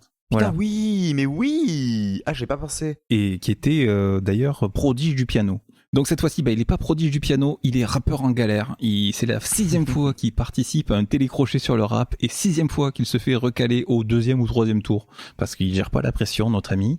Et donc, il est en peine et il va être obligé de retourner dans son village parce que son papa est malade, visiblement. Donc, il faut quitter la grande ville pour aller à la campagne qu'il a fui, hein, dont il renie les origines. Hein. C'est un scénario qu'on n'a absolument pas connu jusque-là. Et il va retrouver justement son passé, et notamment Kim Go-eun qui joue la bonne copine, et Shin Yoon-bin qui joue la jolie fille de service que tous les garçons s'arrachent.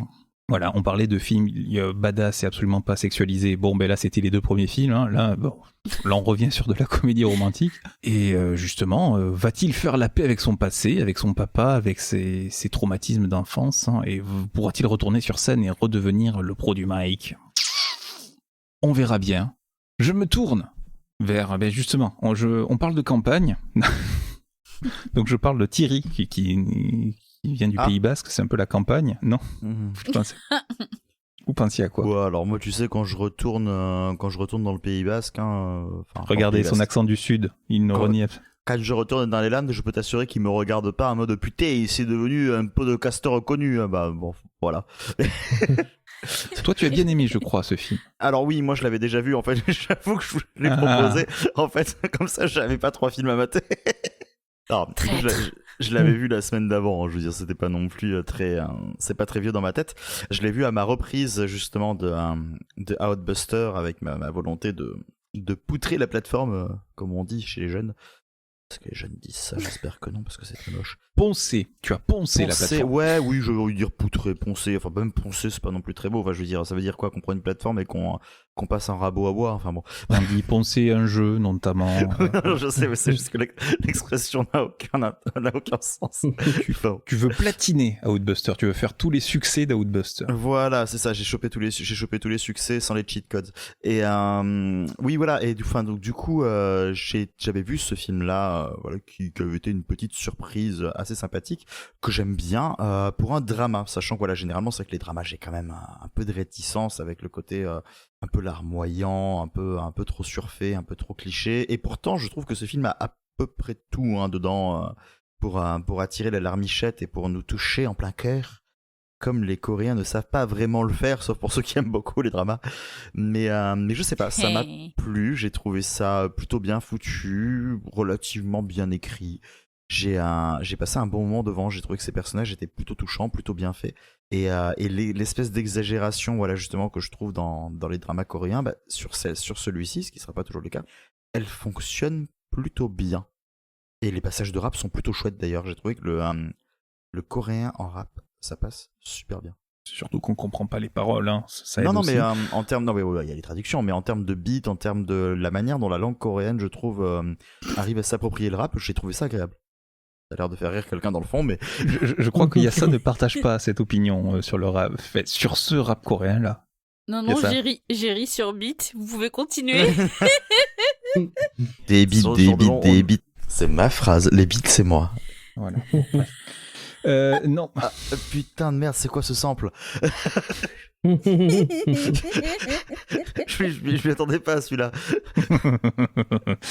Tu croyais que j'allais lancer celui d'Yassa, hein? Oui. Des beats. Moi aussi. Voilà. Non, mais justement, Yassa, parce que toi, je crois que par contre, tu n'as pas aussi bien reçu le film que Thierry. Non, alors franchement, j'ai enchaîné les 2 premiers et j'arrive au 3e et je suis éclatée, vraiment, je suis épuisée. J'adore le rap coréen, c'est quelque chose, il y a quelque chose dans la langue coréenne quand ça rappe, c'est mélodieux, c'est incroyable ce qu'ils arrivent à faire. Et je commence à regarder et je trouve ça mou, hein, je trouve le personnage pas très charismatique et du coup je vais vous dire franchement, j'ai eu un gros blackout à un moment donné au milieu du film. Mes yeux étaient fixés sur l'écran, mais j'étais pas du tout attentive en fait. Comme moi devant Bloodshot.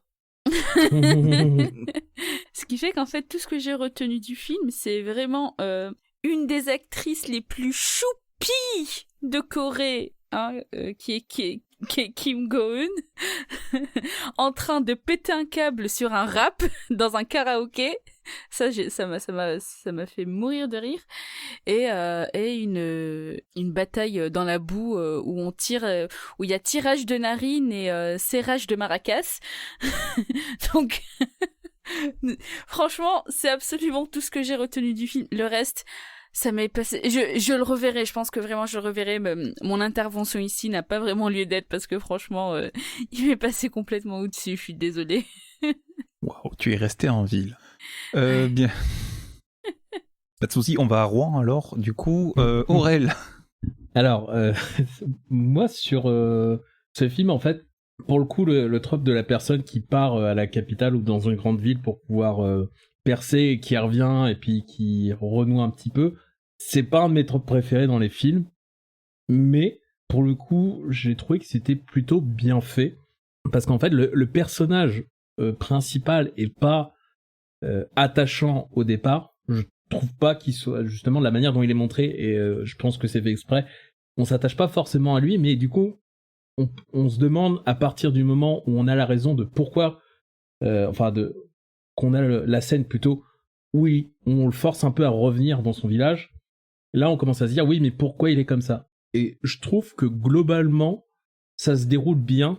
Le scénario se déroule bien à partir de là où on voit les relations conflictuelles avec son père, sur pourquoi il se comporte comme ça avec son père, et les personnes qu'il rencontre aussi, comment elles sont devenues comme ça. Je trouve que c'est un film qui s'équilibre plutôt bien sur la manière dont il apporte les choses. C'est pas des flashbacks qui vont durer 5 minutes en mode mais du coup pourquoi il est comme ça, et que c'était un des flashbacks où il y a une situation presque à la vaudeville où il y a un échange de personnes dans une salle, mais les flashbacks sont plutôt bien disséminés.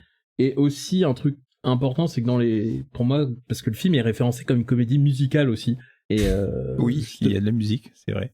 Il y a de la musique qui est utilisée pour moi à bon escient. Alors pas comme dans une vraie comédie musicale où on aurait des passages dansés, puisque soit les musiques sont utilisées sur des moments, à des moments où le personnage principal est sur scène. J'ai tendance à pas considérer ça comme des vrais passages de comédie musicale, ou soit quand il est en train de se promener, et dans ce cas-là on l'entend. Alors je sais pas si à ce moment-là il compose en direct ou si ça c'est plus un détail, mais je trouvais que c'était plutôt bien amené. C'était un moyen agréable de représenter un petit peu ce que se dit le personnage, l'état d'esprit du personnage. Sur ça, il y a même une autre chanson également à un autre moment qui caractérise bien. Donc sur le côté musical, j'ai rien à redire.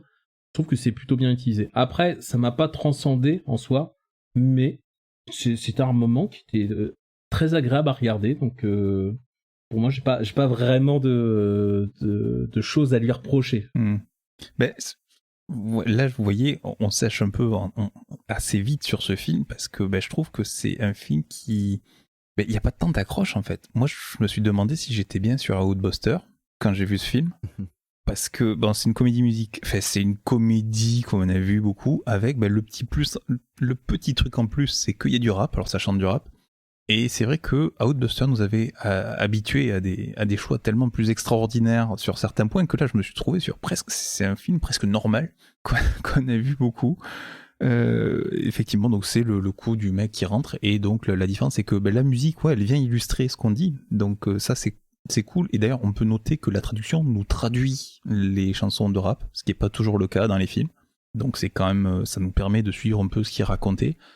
Et après, je trouve que c'est très sympa, c'est très mignon. Ça fait 2 heures quoi pour quelqu'un qui rentre chez lui pour se réconcilier avec son passé et se reconnecter avec les vraies valeurs. Bon, c'est peut-être un poil long. Je trouve qu'aussi sur les 2 heures, c'est un film assez inégal. C'est un film assez inégal parce que il y a notamment au niveau de la comédie, il y a des moments où j'étais très impressionné, par exemple, qui m'ont plu. Par exemple, on a le héros qui est un loser qui se fait bolosser par ses propres fans au début du film par des écolières. C'est pour te dire à quel point il est loser. Et puis après, des fois, il y a des quiproquos bidons avec une histoire de casquette, parce qu'il se balade, il est rappeur, il a sa casquette sur le nez, alors quand il arrive au village et qu'on le voit à la supérette avec sa casquette, on le confond avec un délinquant qui fait des arnaques à internet et qui se balade avec une casquette sur le nez, quoi. Donc c'est c'est rigolo, il y a un quiproquo avec la petite musique pour te dire là quand même c'est un moment qui doit te faire sourire ou rire, tu vois, tu comprends, parce que là il y a quiproquo, tu vois, alors qu'en fait c'est juste la casquette, tu vois, t'as compris, hein, tu comprends que c'est un moment drôle. Bon, c'est pas toujours très très léger, voilà. On a le triangle amoureux qui s'installe effectivement avec la bonne copine qui est amoureuse de lui, mais lui il était pas amoureux d'elle au lycée, et puis il était amoureux de la jolie fille, la femme objet, parce que tout le monde parle d'elle comme un objet. Je la voulais, tu me l'as volée, laisse-la moi, ce genre de truc. Donc on est bien, on est sur ce bon. La Corée. Oh, je pense pas qu'il y ait que la Corée qui soit comme ça. Non, mais... pas que la Corée, mais disons que ça c'est des trucs qu'on commence quand même pas mal à éviter dans le cinéma occidental, mais qui sont encore très présents là-bas, quoi. Bon voilà, mais bon en fait ils se parlent un peu comme des lycéens, hein. D'ailleurs si vous aimez les flashbacks avec des adultes en costume de lycéen, voilà, on est bien aussi. Bon, ils sont un peu rajeunis, mais bon, voilà, ça reste heureusement qu'ils ont leur costume pour nous dire que c'est un flashback. Donc bon, c'est mignon, c'est gentil. Moi, j'ai passé un plutôt bon moment aussi, hein, c'est agréable. J'ai commencé par celui-là, donc j'ai pas eu le contre-coup du rythme frénétique des autres qui était vraiment palpitant. Moi, j'ai commencé en douceur avec celui-là, c'était très bien. Bon, voilà, oui, il y a quelques situations qui sont décalées. Par exemple, il y a une réunion d'élèves qui finit en combat debout. Voilà, c'est bon. 2-3 trucs sympas, mais c'est vrai que c'est bon, ça reste gentillet. Alors, du coup, tu vois, je vais rebondir sur un truc que t'as dit et qui va justement expliquer pourquoi j'aime vraiment bien le film. C'est aussi plus pour l'expérience qu'il m'a procuré, qui était tout le temps en dents de scie et dans le bon sens au final, quand on y réfléchit. Parce que du coup, tu parlais justement du fait que Outbuster généralement a des propositions qui sont un petit peu plus ordurières ou quoi que ce soit. Ce qui est pas tant le cas. Enfin, maintenant que j'ai pas mal décortiqué la plateforme, ils ont beaucoup de petits drames comme ça aussi. Ils vont surtout jouer sur tout ce qui est non distribué et qui sera plus rare. Et sans forcément trop s'acter sur des trucs hardcore. C'est ce qu'on avait vu nous quand on avait fouillé un peu la plateforme, mais c'est pas si réel que ça. Il y a vraiment de tout en fait, et il y a beaucoup de petits drames comme ça. Et en fait, alors sur vous connaissez les catégories du coup d'Outbuster, il y a le entre potes, le ci, le ça, ce qu'on voit sur le site, et quand vous prenez l'application mobile, c'est pas du tout les mêmes catégories. Il y a beaucoup plus de catégories qui vont regrouper le même nombre de films en fait. Et ce qu'il faut savoir, c'est que Sunset in My Hometown, donc au même titre que le truc Corridor là qui est sorti, que Double Date, qui est une espèce de slasher assez trash, au même truc que plein de trucs d'action russes, ultra chelou, le Why Don't You Play in Hell de Sonotion et tout ça.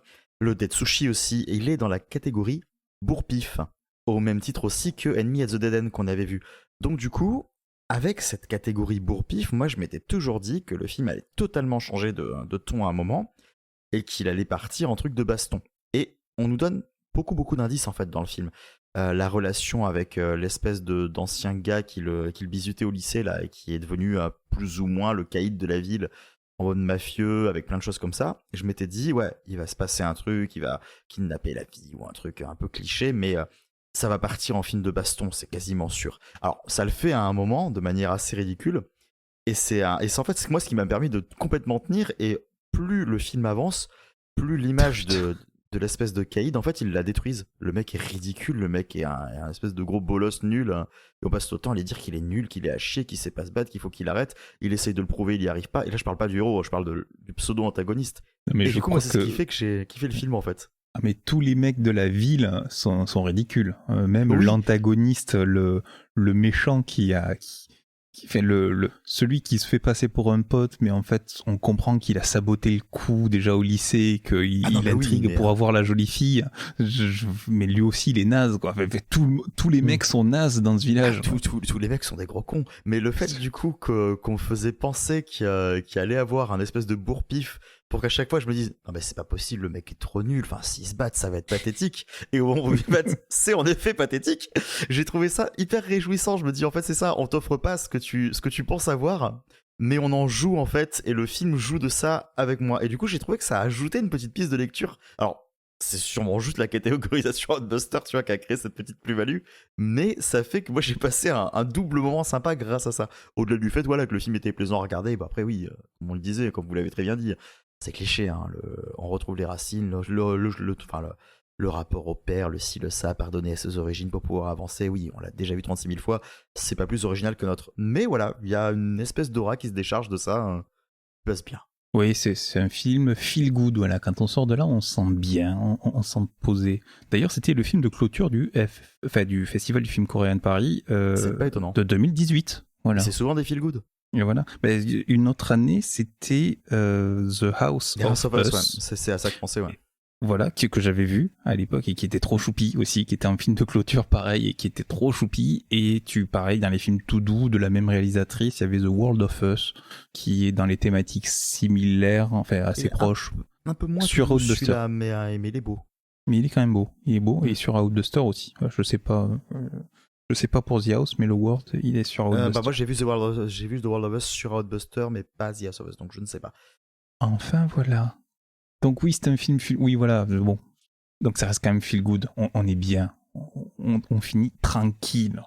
Voilà. Tranquille, Émile. Voilà, Félicien Taris. Magnifique. T'as voulu du Pays Basque, voilà. Ah, oulala. Non, on n'était pas obligé, celui-là. Piment d'Espelette, tout ça, on pouvait, mais... Course hollandaise, Magret, tout ça. Bon, bref. On va arrêter les clichés. Oui. C'est toujours les clichés de bouffe à chaque fois, tu sais, quand on n'en a pas d'autres. Moi, le premier. Hein. Aïe, aïe. Bon, on finit sur un film feel good, et tout aussi feel good, on a les recos. On finit tranquille, on finit avec des petites douceurs, les fameuses recos de la fin d'émission. Avec toujours le fameux Welcome to the Love Box qui coince toujours, mais ça c'est pas grave. Je souhaite le refaire en direct si tu veux. Welcome to the Love Box. Voilà, il est parti au moment où tu proposais de le refaire, tout va bien. C'est toujours pareil, à chaque fois ça marche pas, je dis tiens si tu veux je te le fais, et pof, il veut vraiment pas que je le refasse. Hein. C'est un ordinateur dissident, que veux-tu. Ah voilà, là il m'a fait la fausse virgule. Voilà. Les samples de moi qui fait des virgules, génial. Et en fait, ça c'est comme ça que ça s'est passé. En fait, c'est ça. En fait, Aurel, il a vu le film en Dolby Stereo, ça donnait ça. Et quand il a revu dans son salon, ça donnait ça. Ah, t'es pas loin de la vérité. Les recos, ces petites douceurs, ces petits bonus que vous nous proposez chaque soir. Enfin, chaque soir, toutes les semaines. Mais comme vous écoutez l'émission de tous les soirs en boucle, évidemment, vous avez des recos tous les soirs, bien sûr, hein, n'est-ce pas ? Oui. Vous voulez réécouter avec les chapitrages et tout de l'émission. Mais je me tourne vers l'invité. Est-ce que tu as une petite reco pour nous ce soir ? Alors, j'ai hésité longuement sur ma reco parce qu'il y avait un film que j'aurais bien voulu vous conseiller, mais il me semble qu'il n'est pas sorti en France. C'était un film coréen. Je balance ce nom rapidement. Man Who Wears Superman. Si vous avez l'occasion de le voir, voyez-le. Mais c'est pas ma reco de ce soir parce que j'ai une reco beaucoup plus facile à trouver en France, qui est à la fois un manga et qui a été adapté il y a pas longtemps en film. C'est A Silent Voice, qui pour moi est un excellent manga parce qu'il parle d'un sujet qui est peu abordé, excepté dans des films, voilà, qui est le sujet justement de l'intégration des personnes qui sont sourdes et ou muettes dans la... Tu parles du film d'animation ou d'un manga dont c'est tiré? Alors moi j'ai envie de vous conseiller les deux en fait, parce qu'il y a le manga qui a été fait et il y a le film qui est sorti il y a pas longtemps, et je vous conseille fortement l'un des deux ou les deux si vous êtes du genre comme moi à vouloir voir tout ce qui a été à peu près fait sur une œuvre. Et ce manga pour moi est un petit bijou parce que c'est un manga qui aborde en fait la période lycéenne de manière plutôt juste, puisque le personnage principal en fait est pas la personne justement qui est sourde et muette, mais c'est un lycéen en fait qui voit arriver dans sa classe justement une élève qui est sourde et muette, et du coup on voit tout ce par quoi elle est passée, et malheureusement beaucoup de mauvaises choses parce qu'elle se fait harceler par ses camarades, et on le voit lui aussi au début prendre part à ça, puis après revenir sur ses actes en repensant un petit peu à ce qu'il a fait, qui finalement est assez proche des fois ce que l'on fait lorsqu'on se repenche un petit peu dans notre vie d'ado, qu'on se dit est-ce que j'ai pas été un gros connard à ce moment-là? et du coup après on voit la relation se nouer entre les deux, et je trouve que c'est un joli moment en fait à passer. On parlait de film feel good, là c'est un manga qui est assez feel good, des fois un peu dur, mais qui finit toujours en fait par trouver un moyen de finir sur quelque chose de positif en fait. Et c'est pour ça que je voulais vous conseiller A Silent Voice, que ça soit le manga donc qui est sorti en France chez je ne sais plus quel éditeur, ou bien le film qui est sorti et qui va peut-être justement ressortir quand les cinémas rouvriront, parce que je crois qu'il est sorti justement pendant cette période. Oui, il est sorti au ciné celui-là, effectivement. Oui. Donc si vous avez l'occasion de le voir quand les salles rouvriront, allez-y. Le film dure un peu plus de 2 heures parce qu'il aborde une grosse partie du manga, donc du coup ça va être un petit peu long, mais il est parfaitement digeste. Même si vous n'avez pas lu le manga, il vous manquera très peu de choses. Il était là dans le manga justement pour ajouter un peu plus d'épaisseur au personnage, mais le film déjà est assez bon sur le sujet, assez bien écrit. Donc voilà, c'est ma recommandation du soir, A Silent Voice. Pour qu'on s'y retrouve, c'est édité chez Kiun. Voilà, chez Kiun. En France, ouais. Voilà, c'était juste non pour voir, vu que tu disais que tu savais pas plus où c'était édité, c'était histoire de préciser. Et il est sorti chez nous en 2018, donc là il doit être dispo en DVD quelque part, je pense. Je pense. Mais justement, à partir de là, je voulais rebondir sur un truc. Alors tu vois, Aurel, tu dois savoir, toi, grand auditeur de l'émission évidemment, qu'il y a toujours un moment qu'on redoute quand on est invité dans Claque, c'est le moment où moi j'ai vu le film et où j'en parle, et où Thomas me reproche souvent de défoncer les goûts des invités, que c'est pas gentil. Ah oui, il aime bien défoncer les recos, ça c'est son truc. Je tiens à dire que j'ai vu Silent Voice de Yamada Naoko, et franchement, c'est vachement bien. Voilà. C'était tout ce que je voulais dire. Je suis ému. C'est mignon. Bah ouais. Je check juste un truc, 2 secondes. J'étais là, il y a un silence, j'ai tué Thomas parce que j'ai pas défoncé la reco. Non mais je dis, tu disais, non mais comme il est sorti déjà il y a un petit moment, il est sorti je me souviens, il était sorti peu de temps après Your Name. Il avait profité d'ailleurs de l'éclairage de Your Name sur l'animation japonaise pour sortir. Donc là, il est dispo en VOD, DVD déjà. Effectivement. Et il est sur ma liste aussi depuis un moment, mais bon, ça fait partie de ces nombreux films sur ma liste. D'ailleurs, j'ai vu qu'il y avait Je veux manger de ton pancréas qui est sur Netflix. Oui, il devait sortir en salle, et il est sorti en catimini sur Netflix, et je suis de le voir d'ailleurs. Moi, j'aimerais bien qu'on le voit et qu'on en parle dans l'émission, mais grave. On en parlera après. On en parlera tout à l'heure. Ça marche. Si tu voulais faire une spéciale animation, je suis OK. Oh, le message.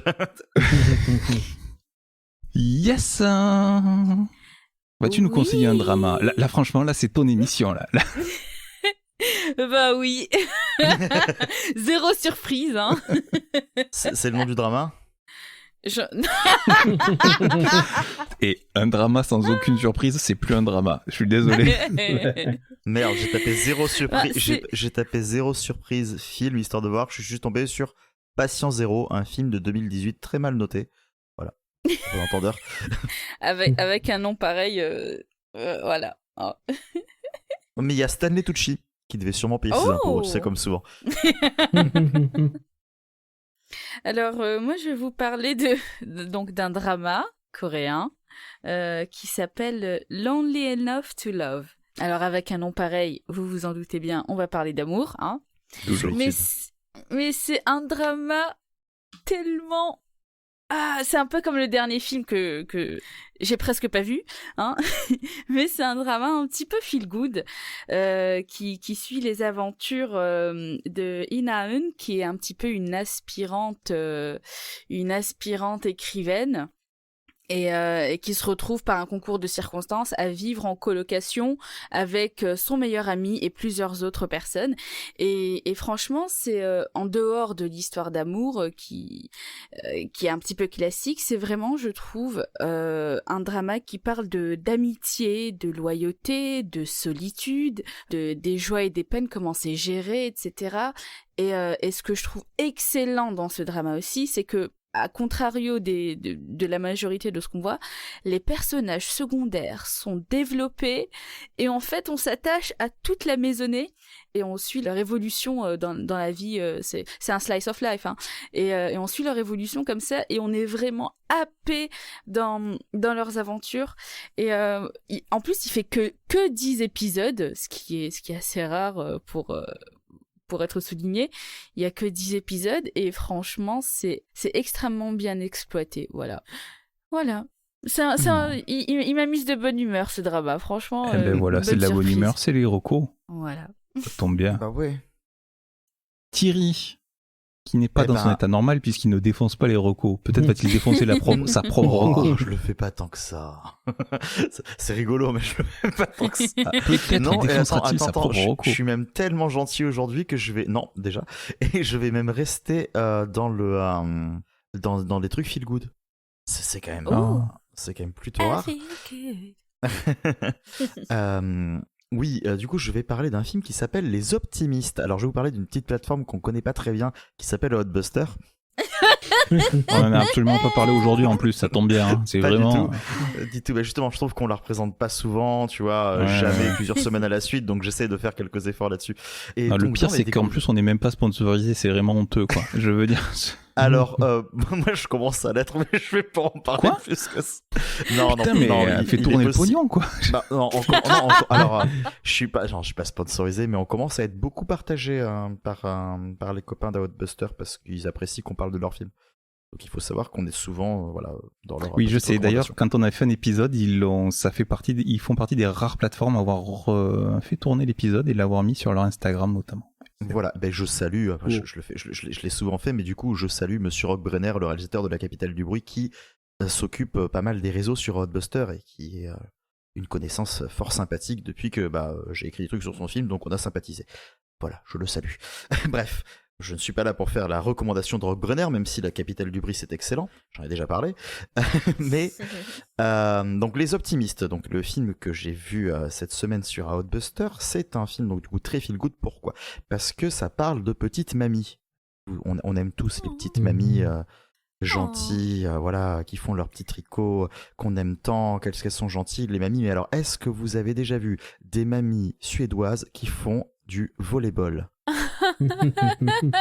Voilà, donc en fait c'est un documentaire de 2011 qui va raconter donc l'histoire des Optimistes. Donc c'est une équipe de volleyball suédoise qui s'entraîne toutes les semaines. C'est des petites mamies, elles ont entre 62 je crois et 98 ans.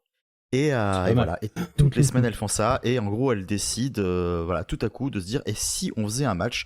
Donc elles se renseignent un petit peu, elles découvrent qu'en Norvège juste à côté il y a un autre groupe, je sais plus leur nom d'ailleurs, enfin une autre équipe masculine, pareil avec des gens assez âgés, j'ai un peu âgés, qui acceptent de les rencontrer. Et donc du coup elles décident de s'entraîner dur pour justement aller affronter cette autre équipe. Donc ça va être leur entraînement, leur petite vie, le match, est-ce qu'elles vont gagner, est-ce qu'elles vont perdre, elles vont se battre jusqu'au bout, et c'est très très touchant. Alors évidemment ils ont tout misé sur la doyenne, hein, donc on suit beaucoup ce personnage Goro là qui a 98 ans et qui est hallucinante d'énergie en fait. Vous la voyez faire ses étirements, vous vous dites bon elle est âgée, hein, mais moi à 30 ans je lève pas la jambe aussi haut que cette dame à 98 quoi. Et c'est super touchant. Moi, j'ai lâché ma larme à certains moments parce qu'on est très touché par ces personnes qui se dépassent, qui font encore des choses, qui se laissent pas abattre. On en a une qui est blessée pendant la moitié du truc parce qu'elle s'éclate la jambe et le dos. Et le seul truc dont elle reparle à son médecin, c'est je viens vous voir à condition que vous me remettiez sur pied. Et à la fin, elle monte avec sa canne sur le terrain en mode non, je m'en fous, je veux jouer quoi. Et c'est super touchant, voilà. Donc si bien. vous voulez sourire, vous sentir bien et vous dire qu'il y a toujours des gens qui se surpassent bien plus que nous, bah, Les Optimistes, c'est un super docu. Waouh. Eh bien moi, quant à moi, je vais vous faire une reco dans le thème, hein, une reco de film coréen. Mais alors cette fois-ci, bon, on sera pas trop dans l'actu. C'est un film de 1960. Je l'avais vite fait évoquer quand on avait parlé de la plateforme Carlotta. Donc c'est un film sur cette plateforme, mais également sur la plateforme Mubi. On parle pas beaucoup de Carlotta, d'ailleurs. Comment ? On parle pas beaucoup de Carlotta. Oui, ça va. Dès qu'on fait un DVD, c'est chez eux. Ça va. Non, c'est pas toi qui avais demandé aussi un sponsor. Non, mais c'est ça, ouais. Non, mais là, c'est aussi dispo sur Mubi. Voilà, donc vous prenez celui que vous voulez. Voilà, là, je fais pas de favoritisme pour une plateforme. Mubi aussi, qui est très sympa. Voilà, hein. Pour une fois qu'on parle de Mubi et Carlotta. Donc, il y a La Servante de Kim Ji-young. Un thriller domestique, diabolique. Oui. Où on a une famille qui tombe dans les filets de sa servante, justement. On suit les mésaventures d'un professeur de piano qui semble-t-il a un charme fou sur les femmes puisqu'il enseigne le piano dans une usine et il y a une ouvrière qui se fait virer parce qu'elle lui adresse un mot d'amour. Il y en a une qui se prend des cours de piano chez lui, mais bon, qui aimerait bien faire un peu plus que prendre des cours de piano. Et quand ce prof de piano cherche une servante justement pour soulager sa femme qui est enceinte et qui est un peu malade, son élève lui conseille cette servante, et la servante aussi semblerait être attirée par ce monsieur et donc va tisser sa toile sur cette famille et les mettre complètement sous son emprise, hein, les tenir dans sa toile. Et c'est vraiment c'est diabolique. Effectivement, c'est une influence de beaucoup de films. On se demande d'où vient le côté drama et le côté presque too much du cinéma coréen. Je crois que là, on a une grosse source d'inspiration. Et même à un point, c'était tellement drama à un moment, c'était tellement too much parce que c'est vraiment, mais c'est pesant en plus. C'est vraiment, il y a une angoisse tout le temps, et même avant que ça commence, on sent qu'il y a une angoisse, il y a un truc très pesant, et il y a des caractères, des comportements extrêmes. C'était tellement too much pour moi, à un moment, j'en pouvais plus. Sur la fin, j'étais au bout de ma vie, quoi. J'étais vraiment loin du feel good. Et la toute fin, on est en 1960, je vous le rappelle. Elle m'a laissé sur le cul. Voilà, je me suis retenu d'utiliser cette expression pendant 2 heures pour la garder uniquement pour cette reco. Donc pour vous dire à quel point cette femme m'a marqué. Donc c'est La Servante de Kim Ji-young, incroyable. Voilà. Donc si vous aimez le cinéma coréen, c'est un classique, c'est un incontournable. Oui, je valide ta reco, Thomas. Il y a ça, tu l'as vu, hein? Oui, j'ai vu. Non, t'avais l'air d'être beaucoup trop dans l'approbation pour pas l'avoir vu. J'étais là, je vais. Oui, j'ai vu. Elle a vu la bande-annonce, elle a kiffé. Oui, tu dis depuis tout à l'heure. Oui. Il est excellent.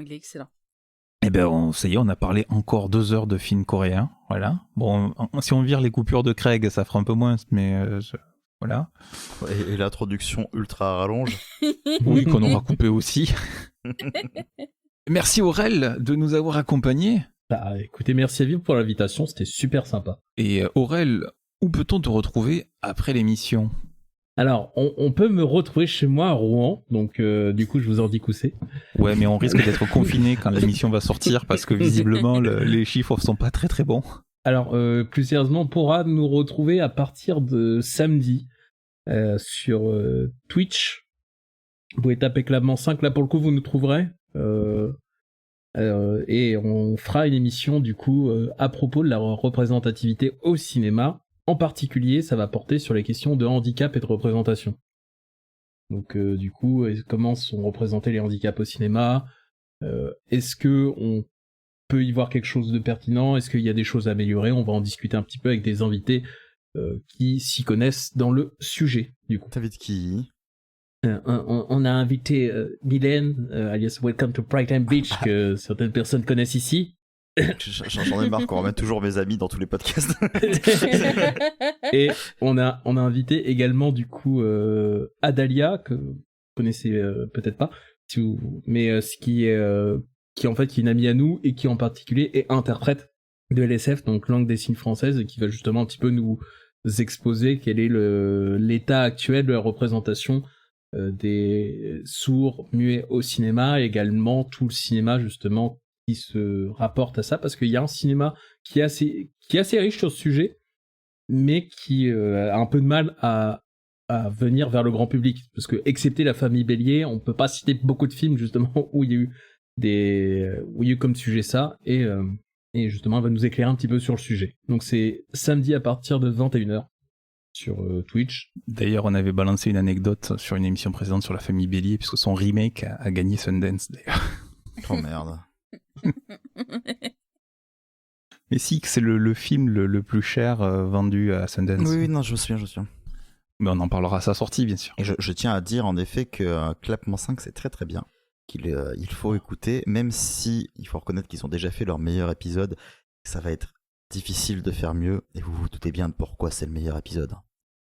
Ben, c'est surtout que ça va être un des derniers, parce qu'on va leur faire un procès à cause du nom, mais ça après... non, ça va, c'est pas... ça se pose la question et ça me fait rire. Parce que je suis dedans, il y a ça. Ah, mais je savais. Genre le mec qui fait sa promo, là j'étais dans l'épisode, oh là là. D'ailleurs ça sera le prochain podcast que nous sortirons du coup sur toutes les bonnes plateformes de streaming. Ah. Bon, ben maintenant t'es obligé d'inviter tout le monde. C'est un ballot. C'est ça. Non, en fait, il m'a dit c'est ça, il m'a dit t'as intérêt à dire que mon podcast est bon parce que sinon je mets pas ton truc en ligne. Enfin, j'ai pas le choix, du coup j'ai été obligé de l'inviter. Enfin, je te jure, du chantage. Ah, les coulisses. Les tractations, tout ça. C'est le drama du... Non, c'est du harcèlement. Il m'envoie des photos de la ville de Rouen à longueur de journée, moi j'en peux plus. Je lui ai envoyé 3 fois la photo de la cathédrale, tu vois. Je lui ai envoyé toutes les photos possibles de la cathédrale sur tous les angles et tout ça. À un moment, on s'est demandé d'où j'ai pris la photo. Je préfère pas répondre, mais... Je sais pas où tu veux aller avec ça. Pas du tout, je vais arrêter là. On le laisse s'enfoncer tout seul, on est là. Allez, vas-y, jusqu'où ça va. Attendez, j'ai soif d'un coup. Excusez-moi, pardon. Et c'est comme ça que Thierry est devenu décorateur d'intérieur d'église et de cathédrale. Tu fais super bien la voix off. C'est vrai ? Mais oui.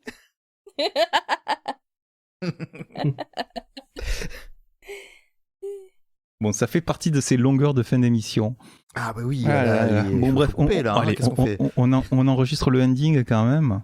Bien, eh ben on écoutera ça, peut-être, si les auditeurs ont écouté l'émission à temps pour le Twitch, parce que bon, on sort samedi aussi. Bah ouais, elle sort le matin, le Twitch c'est le soir. Allez, faites un effort. Ou à la limite, ce que vous pouvez faire, c'est, tant pis, si vous avez écouté cette émission après le Twitch, trop tard, genre dimanche, vous réécoutez l'émission, c'est pas grave. Comme ça fera une... Non, ça marche pas comme ça. Tant pis. Il y a le replay qui est toujours là après pendant 15 jours. Merci Aurel. Et encore merci à vous de m'avoir invité, c'était très cool. Je dis également merci à l'équipe, merci à ça.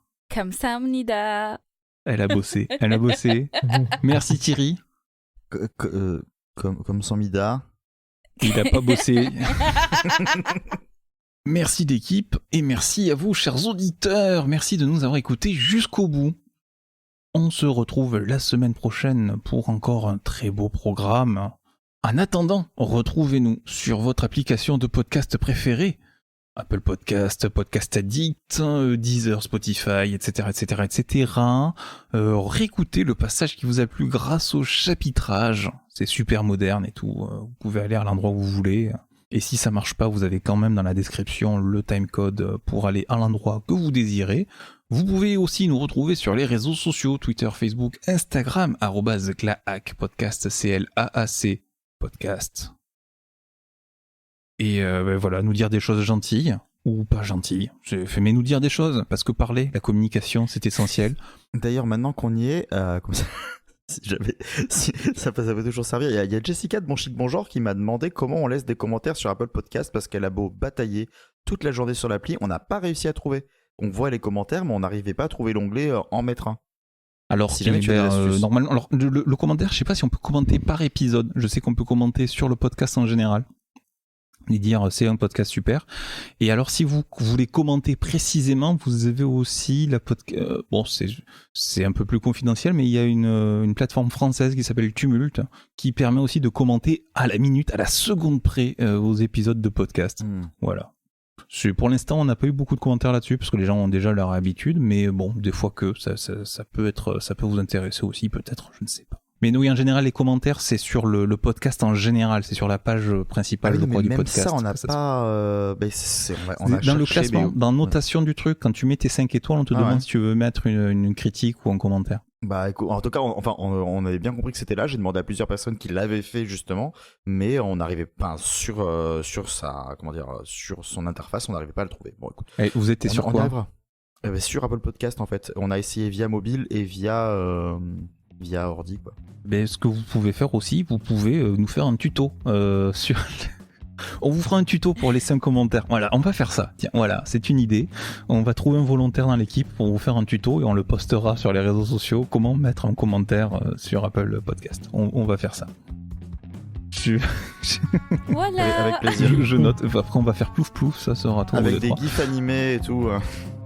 Voilà, alors après les gifs animés, ça sera encore autre chose, ça sera encore une autre étape. Merci encore à tout le monde d'être toujours là, c'est incroyable, au bout de 2 heures d'émission, vous êtes toujours là. Vous avez bien mérité les bonus, voilà, vous les avez bien mérités. À la semaine prochaine ou à tout de suite pour les bonus. Bisous, bisous, bisous. Bisous. Salut.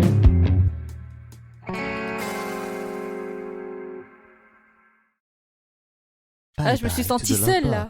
Ah ouais, Thierry a boycotté les bisous. Ah ouais, je voulais dire bye bye. Non, je voulais dire bye bye from the love box. Ah, ok. Tu veux que je le dise avec toi ou pas? Si tu veux, allez, tu veux qu'on fasse un bisou en synchro et un bye bye to the love box en synchro? Allez, from the love box. Allez, on commence par lequel? Histoire qu'on se trompe. Bye bye from the love box, vas-y. Allez, 3, 2, 1. Bye bye. Bye bye from the love box. Pas mal. Non. Ça va. T'as lagué, j'ai lagué, je sais pas. Non, allez, c'est bon, c'est pas grave.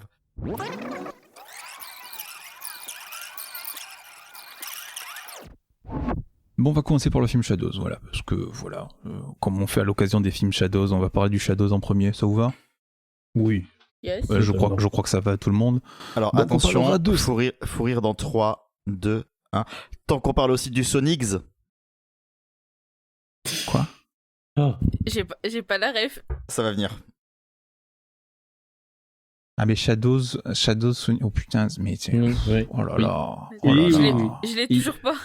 Non, mais c'est Shadows, c'est un personnage de Sonic, c'est le méchant, et du coup, enfin bon, bref. Oh putain. C'est plus ou moins le Vegeta du monde de Sonic en fait. Ouais, mais en moins cool. C'est le VG nul un peu, tu vois. Aïe. Bon, ben je crois qu'on a une séance bonus, ça y est, merci, voilà. Oh non. On a une séance bonus. Du coup, je dois dire quoi? Aurel de Clapement 5 ou Aurel de Podclap? Aurel du Podclap, parce que on a des homonymes, et du coup, histoire qu'on puisse nous retrouver facilement, on est référencé sous le nom de Podclap pour notre podcast. Mais cette histoire d'homonyme, j'ai halluciné quand même. D'autant que en plus tu viens présenter le Podclap dans Clac Podcast, donc ce qui est super pratique en plus. Hein, comme...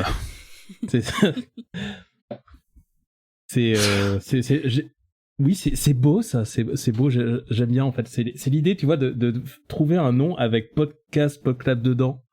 C'est comme en impro, on a le même problème, c'est qu'il y a beaucoup de troupes qui prennent impro comme dans leur nom, et donc du coup ça devient un peu compliqué de trouver des trucs au bout d'un moment, quoi. Et tu finis des fois. C'est compliqué pour le référencement Google. La véritable question à se poser, tu vois, c'est si je m'étais trompé et que quand je t'ai contacté pour venir faire un coucou avec nous, j'avais contacté tes homonymes justement qui s'appellent également Clapement 5 et qu'ils avaient également un Aurel, ça aurait mis combien de temps avant qu'on réalise que c'est pas le bon? Ben, autant qu'il y a ça pour s'apercevoir que c'était pas le film avec Richard Gere qu'il fallait voir aujourd'hui.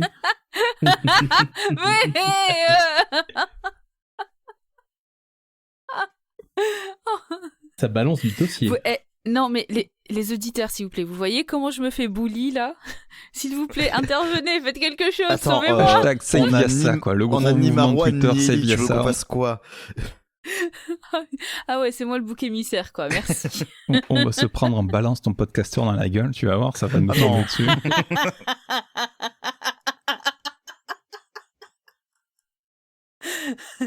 T'inquiète, je paierai les frais d'avocat.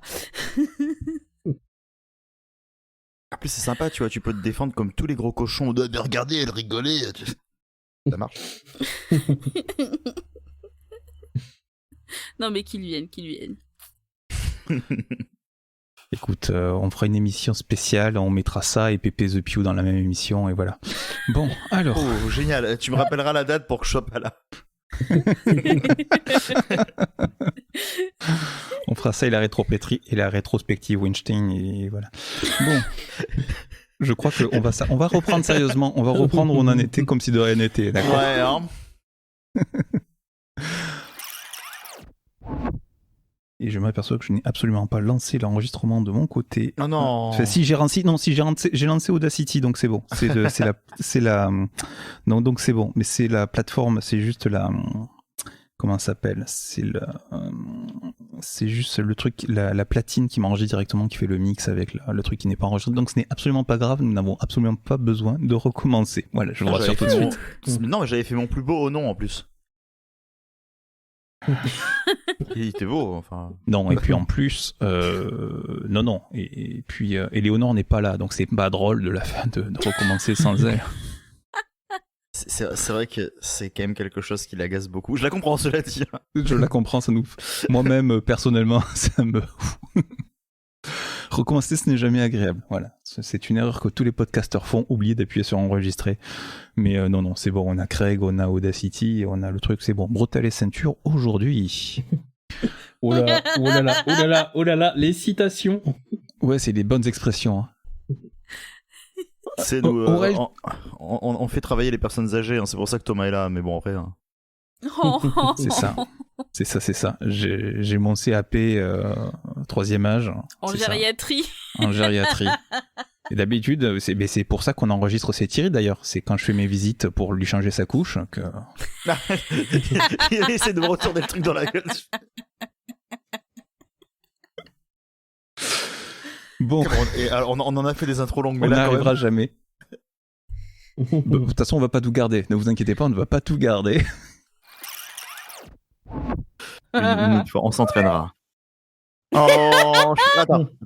Oh, choupette. Et sinon, bisous. Voilà, c'est bon, on a tout. Tu remonteras ça.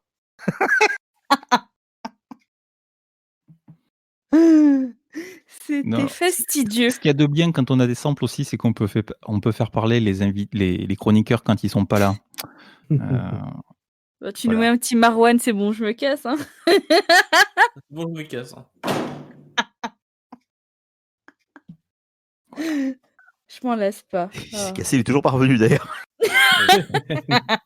C'est vrai que ce genre de sample, quand il est pas là, c'est marrant. Alors, même quand il est là, hein, c'est... je maintiens, qu'est-ce qu'on est en train de faire là du coup?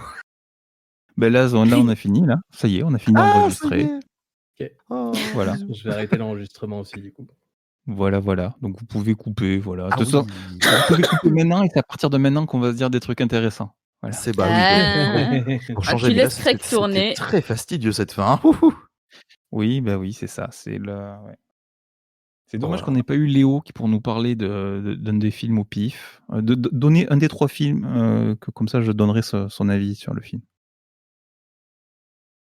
Space Sweepers. Space Sweepers. C'est vraiment pas un bon film, mais moi j'ai bien aimé. Voilà. Ça le dit tout le temps en plus. C'est exactement la même critique que Thierry. Oui, t'as vu, c'est vrai. C'est vrai. Tiens, moi j'ai bataillé à expliquer ma pensée pour pas dire grand chose, alors que c'est vrai qu'avec ça...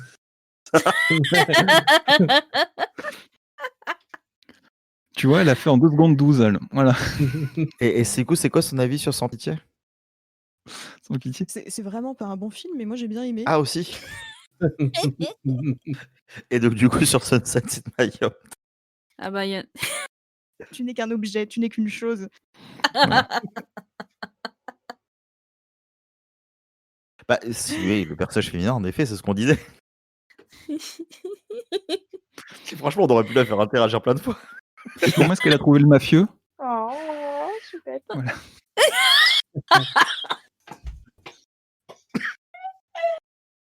Ah bordel, la boîte à samples.